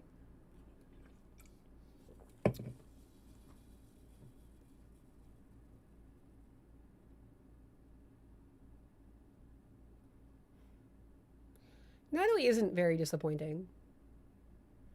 If you're like disappointed in Natalie, it's worth understanding like what standard or expectation you put upon her and think about where that's coming from. Because it wasn't from her. Mike Gonzalez, a Cuban exile forced to leave his homeland at the age of 12, accused Code Pink of treating the dictatorship like an ideological theme park while locals face energy shortages. They're staying at a 5-star hotel while the island's electrical grid has collapsed for the second time in a week. Uh-oh, this guy's a senior fellow at the Heritage Foundation, told Fox News, fuck this guy. Hey, Mike Gonzalez, I bet he stays at 5-star hotels too. Okay.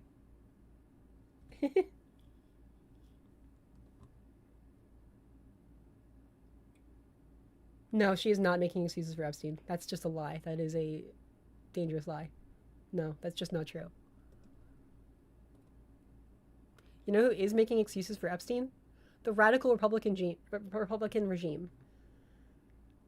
Donald J. Trump, President of the United States, is in the Epstein files. There are so far, I believe, 2 possibly separate allegations of and reports of Donald Trump and Jeffrey Epstein sexually assaulting minors together. And Donald Trump has not been depositioned. He's not been questioned under oath. They've questioned Hillary Clinton under oath about everything she knows. Not Donald Trump. Why is that?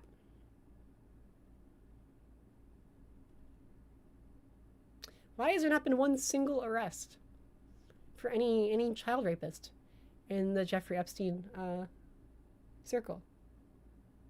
Not one. Even though they'll just say liberals do it, but there's not like they haven't arrested liberals either. Republicans do it, so.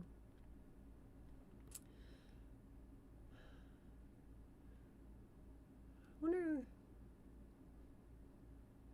Mike Gonzalez, a senior fellow at the Heritage Foundation. The Heritage Foundation is one of the most evil organizations on the planet.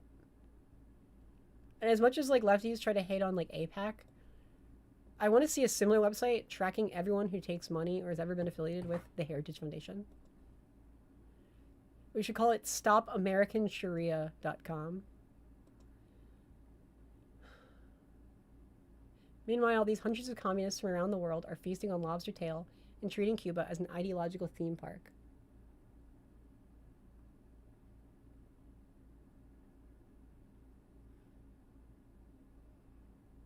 Some delegates are reportedly staying at the 5-star Grand Hotel Bistro Milia collection, where room costs between $130 and $520 a night. Jesus. I'm telling you, it's just a media literacy fail. Like, she has not made excuses for Epstein. She just has not. That's just a wild character assassination. That's simply not representative. That's not her position.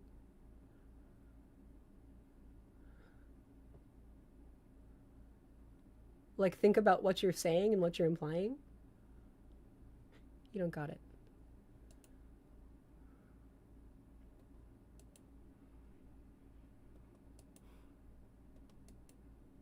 And it does seem really bad faith in the context of everything, of like, why you're trying to slander progressive, liberal, queer women.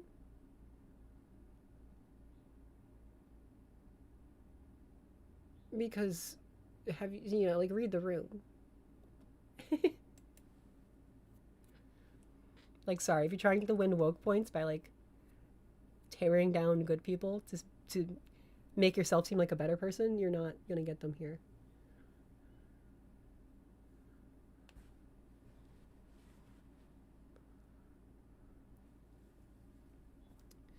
Um, yeah.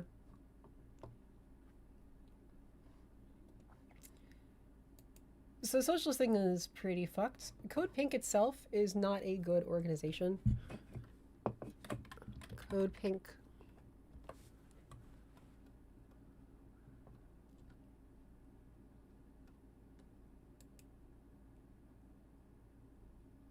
Like, it's a really propagandistic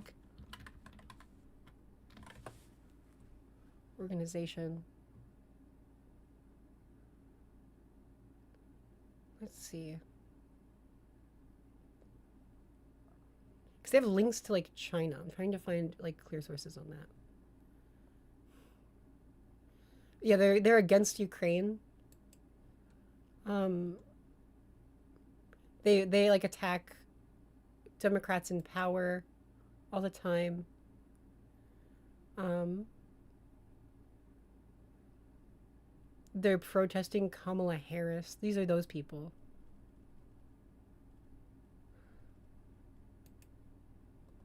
Really not good.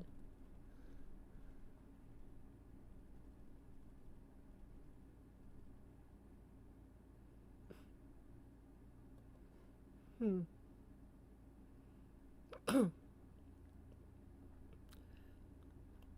See if I can find more information on that.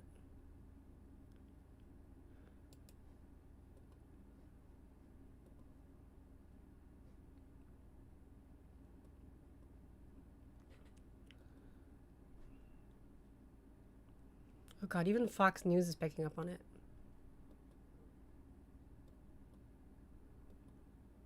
Ugh.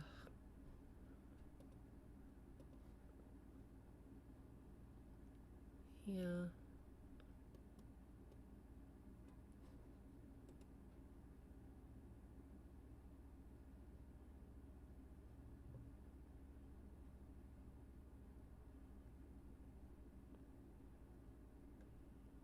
Hmm.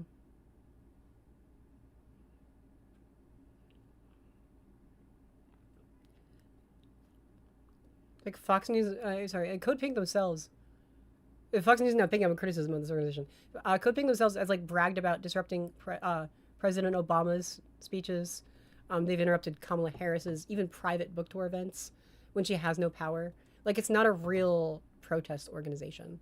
It's performative. They avoid power just to create a consistently negative view of Democrats and push CCP propaganda. Um, and now like Fox News is picking up on it because Fox News will just say they're like a Democrat organization and then they're gonna help sync Democrats with them. Like they want to look messy in ways that can be attacked. They're with the left insofar as it can cause damage to the left, and then they're against the left insofar as the left is actually doing anything good.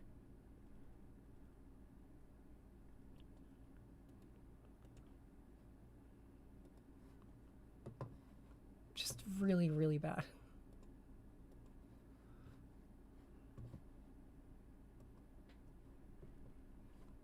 So yeah, let's see. Is there anything else in the news today?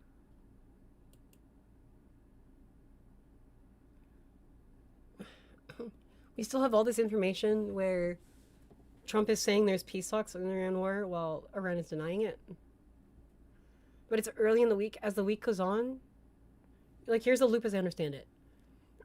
Around Monday, very much saying, because the markets are opening, right? The markets are opening and closing on weekdays. He's saying, don't worry, this peace or stability is coming. And then once it gets to like Friday, right after the markets close, then he just starts throwing wild threats out to look strong and scary in ways that would mess up the market. So then on Monday morning again, he has to say, don't worry, peace is here, peace is coming. There's at least some pattern to the madness.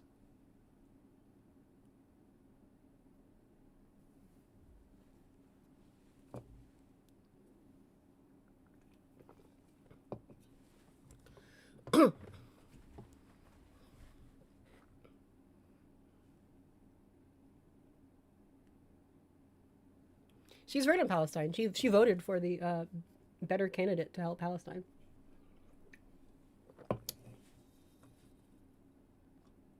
She did. Right now, for example, Palestine is going to be a parking lot at this rate. Like, Israel basically just has carte blanche to do whatever war crimes they want at the extent of at the expense of normal people, which is a tragedy.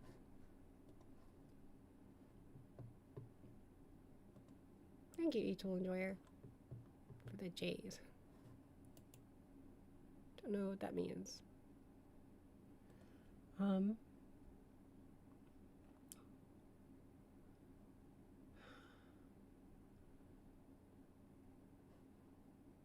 What? Is gonna be anything? Vox. The world's deadliest infectious disease is on the rise in the US. No. Well, guess we're not knowing about that.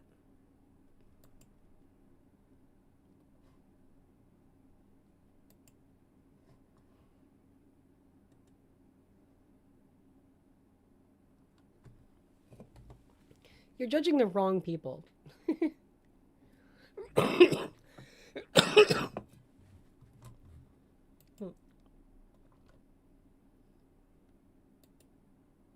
Like, I don't know if you were around for Gamergate, but there's a lot of useful idiocy that fuels movements like that. Where it only takes a few people who have, like, actually motivated, usually political or personal vendettas. And they always call it accountability. They always did, right? They called it accountability when they were calling, like, any woman in the gaming industry a bitch.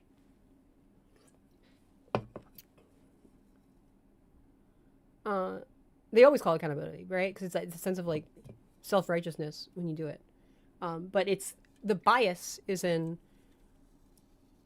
what is the microscope you put people under? What is the, like, the multiplier you put on actions into, like, how good or bad they are?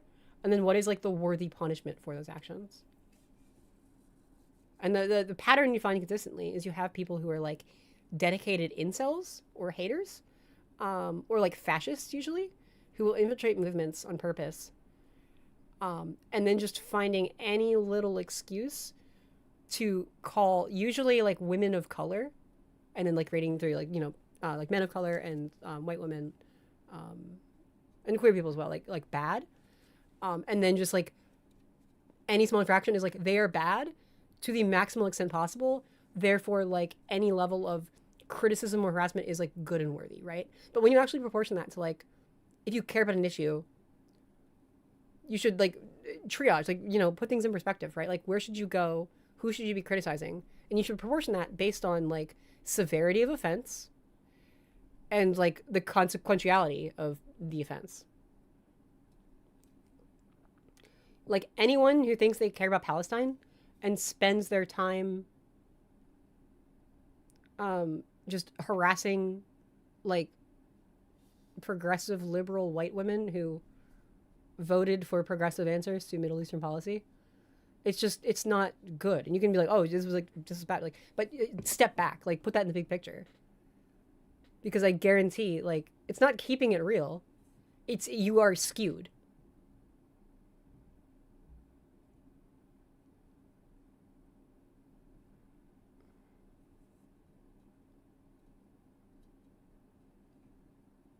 There are people who are doing 10,000 times worse stuff to the Palestinian civilians specifically right now, who have way more power and way more influence, who you do not criticize, who you do not spend your time criticizing, who you do not put your pressure on. Right? But what this attitude does is, like, oh, it's fine, it's just not a big deal, right? But you don't realize, like, the piling on effect that has and the context of that, and who has pushed you to do this, and what their motive is, and what the consequential outcome is. Because what it ends up doing on a big scale is silencing women, silencing queer people, silencing people of color. Those are always the patterns it falls upon. They do not get the benefit of the doubt, whereas white men do. And I do know that. And when you put that in perspective, like, what is that actual movement, right? Because every individual person tells them, like, oh, I just care about, like, ethics and game journalism or whatever. It's holding people accountable to ethics. And then, like, you zoom out and, like, put the perspective there, and it doesn't work.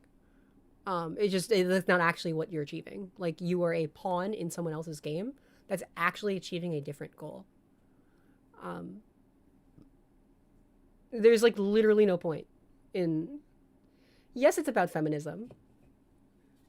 Yes, it's about feminism. And, like, you can look at that. You can, like, look in perspective and, what's going on. And when, in fact, white men are actually held to a normal level of criticism and not graded on a curve. Like, how long did Elon Musk last, right? He got into, like, that fascist world. And Elon Musk could not handle the criticism. And after, like, a couple months, Elon Musk was kicked out. And he kind of looked like he was going to off himself. They can handle the pressure. That's a more effective use of pressure. It's more pertinent use of pressure. No, because what do you think Gamergate was? Because Gamergate was not, like, an official armed militia of, like, any, serious bad people, right? It was, like, a few bad actors with, like, selfish, personal, or inauthentic reasons. And they were creating, like, layers and layers out of them, right? That, like, was multiplicative. Like, it was exponentially bigger than it could be. That's how they magnified their reach. Is because if they could domino effect and just have, like, 1,000 people all just criticize you, it, like, creates a catastrophic harm on, like, your credibility and your ability to operate in space, how people trust you over nothing, and especially, like, your mental and physical health. And I know a lot of people who've been through that. Like, there is not a 100% chance they're alive today. They all go through, like, extensive therapy. They all go through a lot of harm because of that. But it's on the ground. If you look at any individual piece of that puzzle, it'll just be an individual person saying, like, well, what this person did wasn't right, and I'm just criticizing her because she did something bad. And I just care about ethics and journalism, and this is just about accountability and ethics and fairness. And, like, none of them contextualize that bigger puzzle they're in. Like, Natalie Wynn has been targeted by big movements originating from, like, kiwi farms. And some leftist, what are they called? They have, like, subreddits and shit. They attack different people. But they're kind of like drama, like, gossip farmers. They're, like, all, like, really toxic personalities. And these communities, like, target someone. And then they just, like, start harassing them in mass. And it usually comes from a large, like, those core groups, like, not everyone, but those groups start from, like, a bad faith, like, jealous desire to tear someone down. And if you look at the time, it was, like, not, I don't think it was Natalie Wynn. It was right after they did, what's her face? She has dark hair. She talks about, like, media, movie reviews. She was in the circle of, like, the guy with glasses originally back in the day. And now she's, like, kind of the only one who actually went to film school, and she's now, like, has a family and stuff. She's, like, very viral. She's very big. But she just made comments about, like, how the one American-made, anime-inspired, like, Disney dragon movie was, first of all, not good, and second of all, like, compared it to Avatar, which is also an American-made, anime-inspired show with, like, a Asian flair. Like, oh, these are both, like, action adventure movies about kind of found family and getting a group. She just compared them, and then they all started attacking her for that, calling her, like, racist or something. I don't know, but that got very out of hand very quickly. And they're coming through both of those that I noticed. You can still find it on Twitter, I'm sure, if you do, like, a search. I don't know how far back it goes. It was the phrase, Jenny next. Jenny next. And that refers to Jenny Nicholson, who's just another YouTuber who's adjacent, like, in the consciousness, right? Like, they start with this desire to not like someone, and then they try to just, like, find an excuse for it afterwards, so they can get ahead into the harassment that they're going for.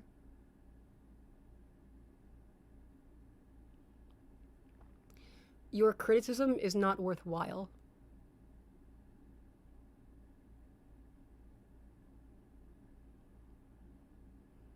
And your criticism is ridiculous. Like, it just is. You criticized ContraPoints of making excuses for Jeffrey Epstein. And, like, I don't think you understand how crazy that sounds. That's just not good faith criticism. There's nothing she says, seriously, that supports that claim and that it would make any kind of difference. That's just not true. You could take that same amount of energy and call a congressperson or senator and ask them why they have not depositioned Donald Trump. And you get further. You would do more. That is a more worthwhile criticism. In better faith, those are people who are actually using the power allocated to them to protect the Epstein elite from the justice system.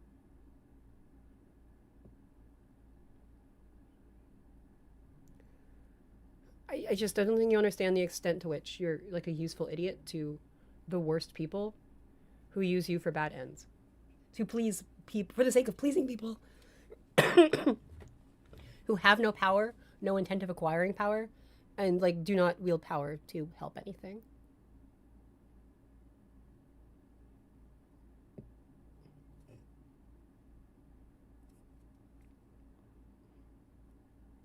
I don't know.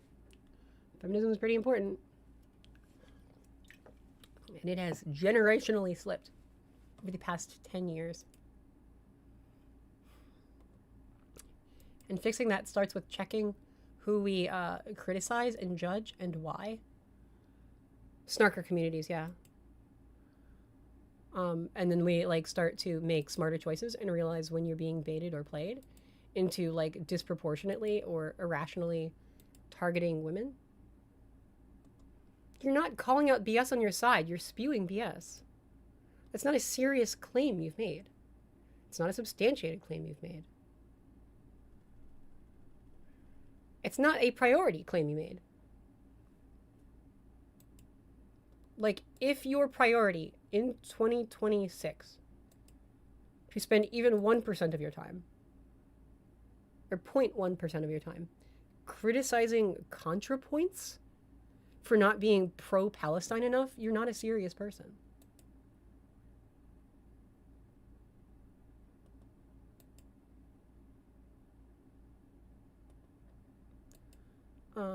Especially not for saying she's protecting Epstein. Like, what the fuck?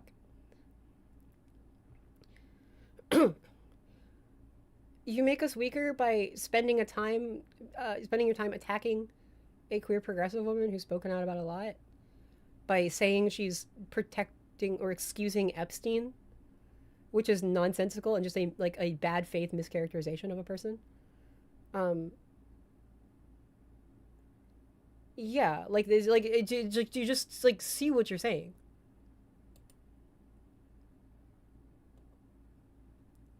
And it's not all like a side. I'm not saying it's all like funded by right wing operatives. Like, no, like a lot of communities, especially that put forward themselves as leftists, are just different by people who are like misogynistic and have not checked that bias, who are like jealous and have not checked that bias, or are actively engaging that bias, and they just like look for excuses and like pots to stir.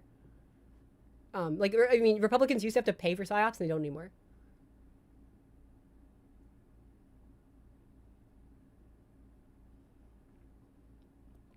Like, just consider like where you're proportioning your judgment and why, because that's bad. I don't know, if I give you like $50 for groceries and you come back with like a samurai sword and a fruit roll up, like,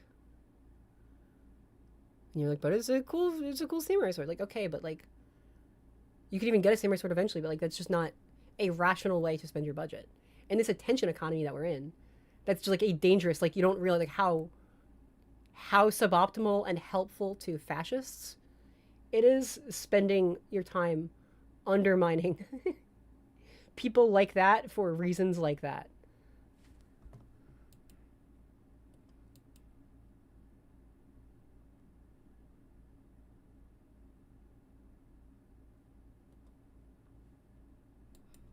Meanwhile, in the serious world, she's not wrong on something.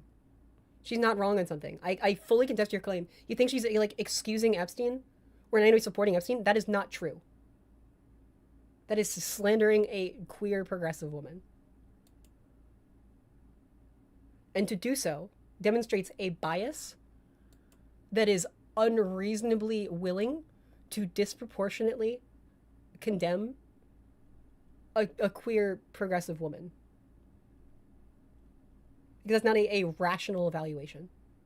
So I question the biases that go into that. And that's why I would say that does in fact display some innate, like, or some inherent sexism and transphobia.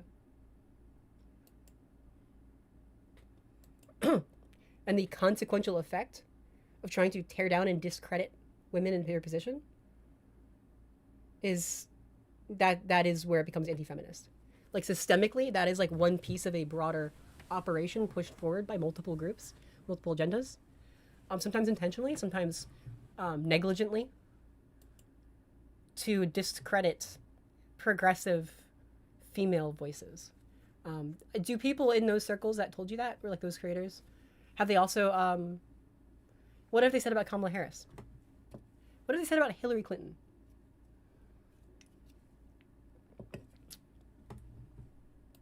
And then also, what have they said about, like, right-wing men in power, and what have they said about Joe Biden in power?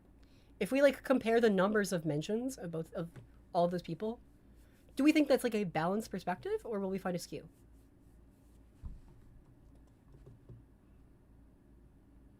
And, like, so much of the Gamergate era was people who consider themselves to be, like, I'm just a rationalist. And, like, it's not sexist. I just care about this, like, actually, like, real infractions game journalism. But, like, if you step back, they spend all their time looking for opportunities to criticize women until, like, 100% of their, like, web presence is just criticizing women and then finding different excuses where they could make maybe valid criticisms of women.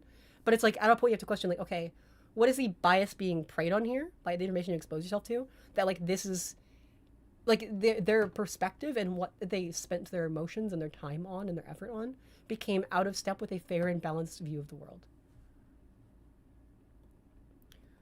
Like, similarly, there's other examples. When leftists claim to just be like, I just care about stopping genocide, but they spend all their time just criticizing Democrats and let Republicans do worse stuff in Palestine, and they also ignore other genocides going on, or even, like, excuse or endorse them, that's not a person who cares about genocide, even if they think they are.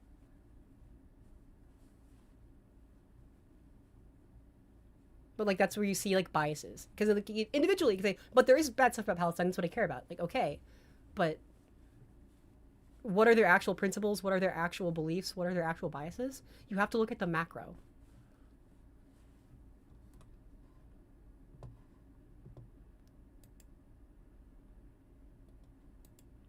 It's not worth doing both. Because one of those things is reasonable. The other thing is not reasonable.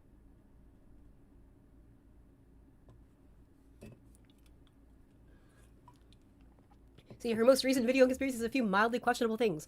What are you talking about? Like, someone has duped you into building an impression that this is a person who is not trustworthy and supports pedophiles? Like, what are you talking about? That's not true. That's not representative. That's not realistic. That's just wrong. Like, you've been manipulated by someone who, I bet, look at their track record.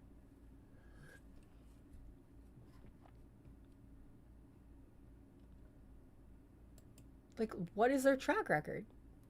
What is their actual bias? Because it's not going to be reasonable. It's not going to be fair.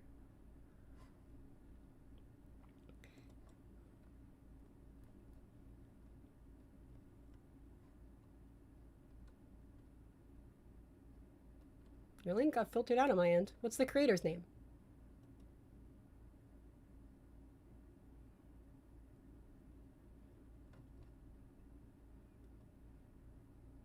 Like, it's just not a good way to use your time or your criticism.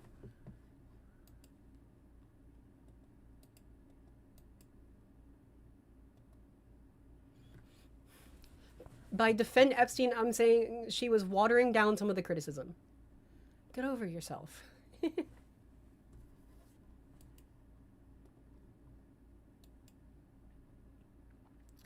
Okay, back in like real news and real problems that matter. Um, this is about the war in Iran. Do you think she's not taking the allegation seriously? You're not taking the allegation seriously. This is not the attitude or priorities of someone who's taking allegations seriously. We're in a tough spot. Mattis delivers harsh Iran assessment. Former Defense Secretary James Mattis offered a sobering take Monday on the Strait of Hormuz, criticizing the Trump administration for what he saw as a failure to think strategically about Iran. Why it matters. The CERAWeek conference here has been clouded by uncertainty over the future of a conflict that's bringing historic supply disruptions and upending industry planning in the process. We're in a tough spot, ladies and gentlemen, and I can't identify a lot of good options, the retired Marine General told attendees at the CERAWeek by S&P Global Conference. Driving the news. If President Trump declares victory and pulls back the U.S. military, Iran would now say we own the strait,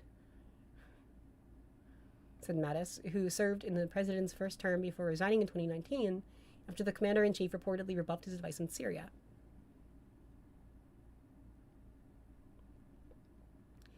I think that you could see a tax for any ship going through, something completely unsustainable in the international market, Mattis said.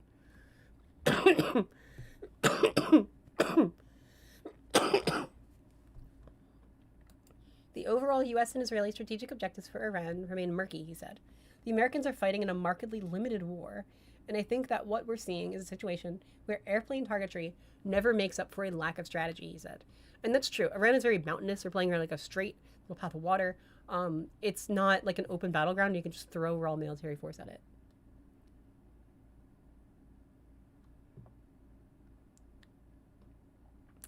Mattis also explained why naval protection of ships would prove a huge challenge and leave major vulnerabilities. Even a degraded Iran retains the ability to attack ships from shore along a vast stretch of coastline in the wider region, he said. If you look at the Texas Gulf Coast, that's about 367 miles. That gives you an idea of how difficult this will be for the U.S. Navy to try and protect ships in that shipping lane. 600 miles down the Gulf, 100 miles through the straits, and then out into the water, Mattis said. And they've got anti-ship cruise missiles that could be fired off in the back of a pickup truck that can go 100 miles, so there's a problem.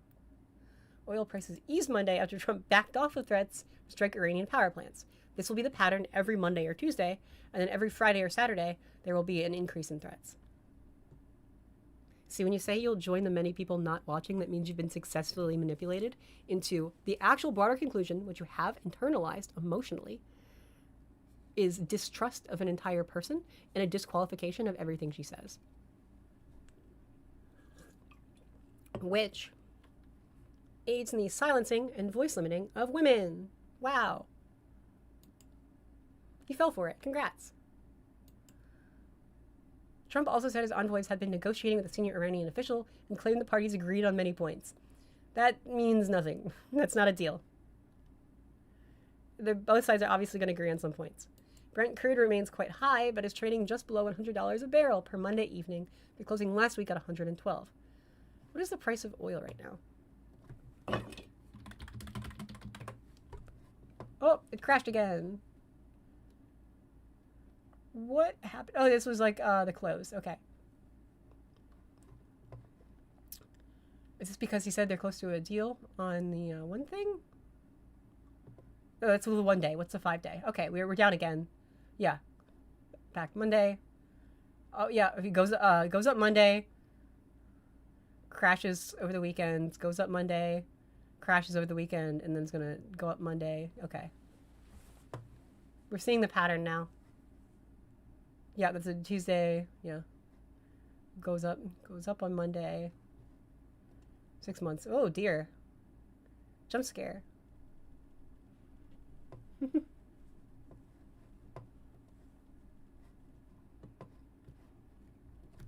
And then let's look at the Iran cost ticker. We've broken $30 billion. Wow. 200 service members from the U.S. have been wounded, 13 killed. 5,004 Iranian military members killed. 1,500 plus Iranian civilians killed. 20,984 plus Iranian civilians wounded.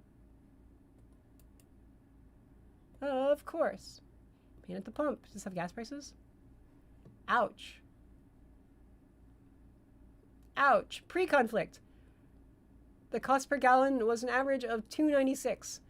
Current national average, $3.94. We are up 33%, almost a whole dollar. And the live tracker on the price of Brent crude right now is $100.04. And this is after it's down already. We're still at the $100 mark. Ridiculous.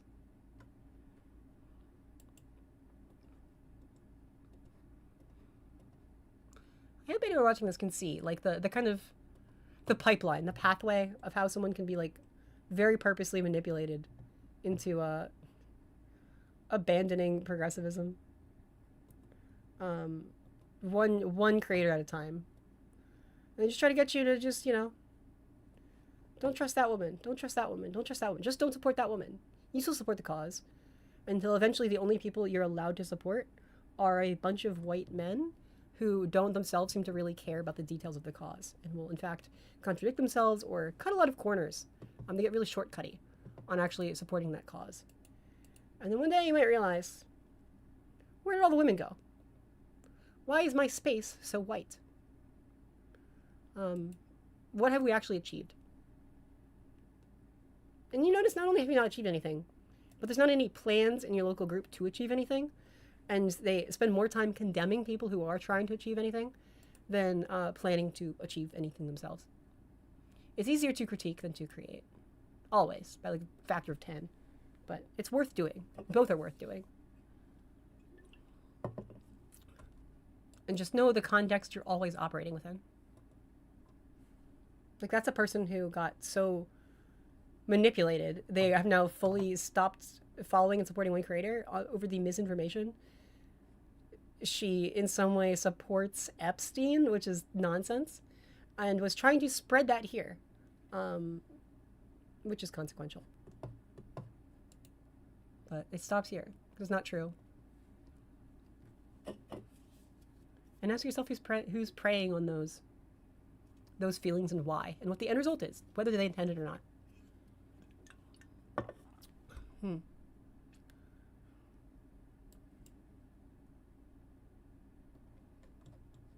Yeah, so oil keeps getting more expensive. It's going to keep going.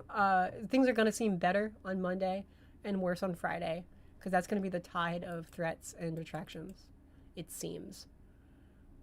Unless someone really pisses him off and then he does just nuke something, in which case the brain rot has become, like, terminal. But when I say it's terminal, I mean we're all dying because of it. So that could happen. That's where we're at. That's all I got for today. So I'm going to stop stream. Bye, everybody.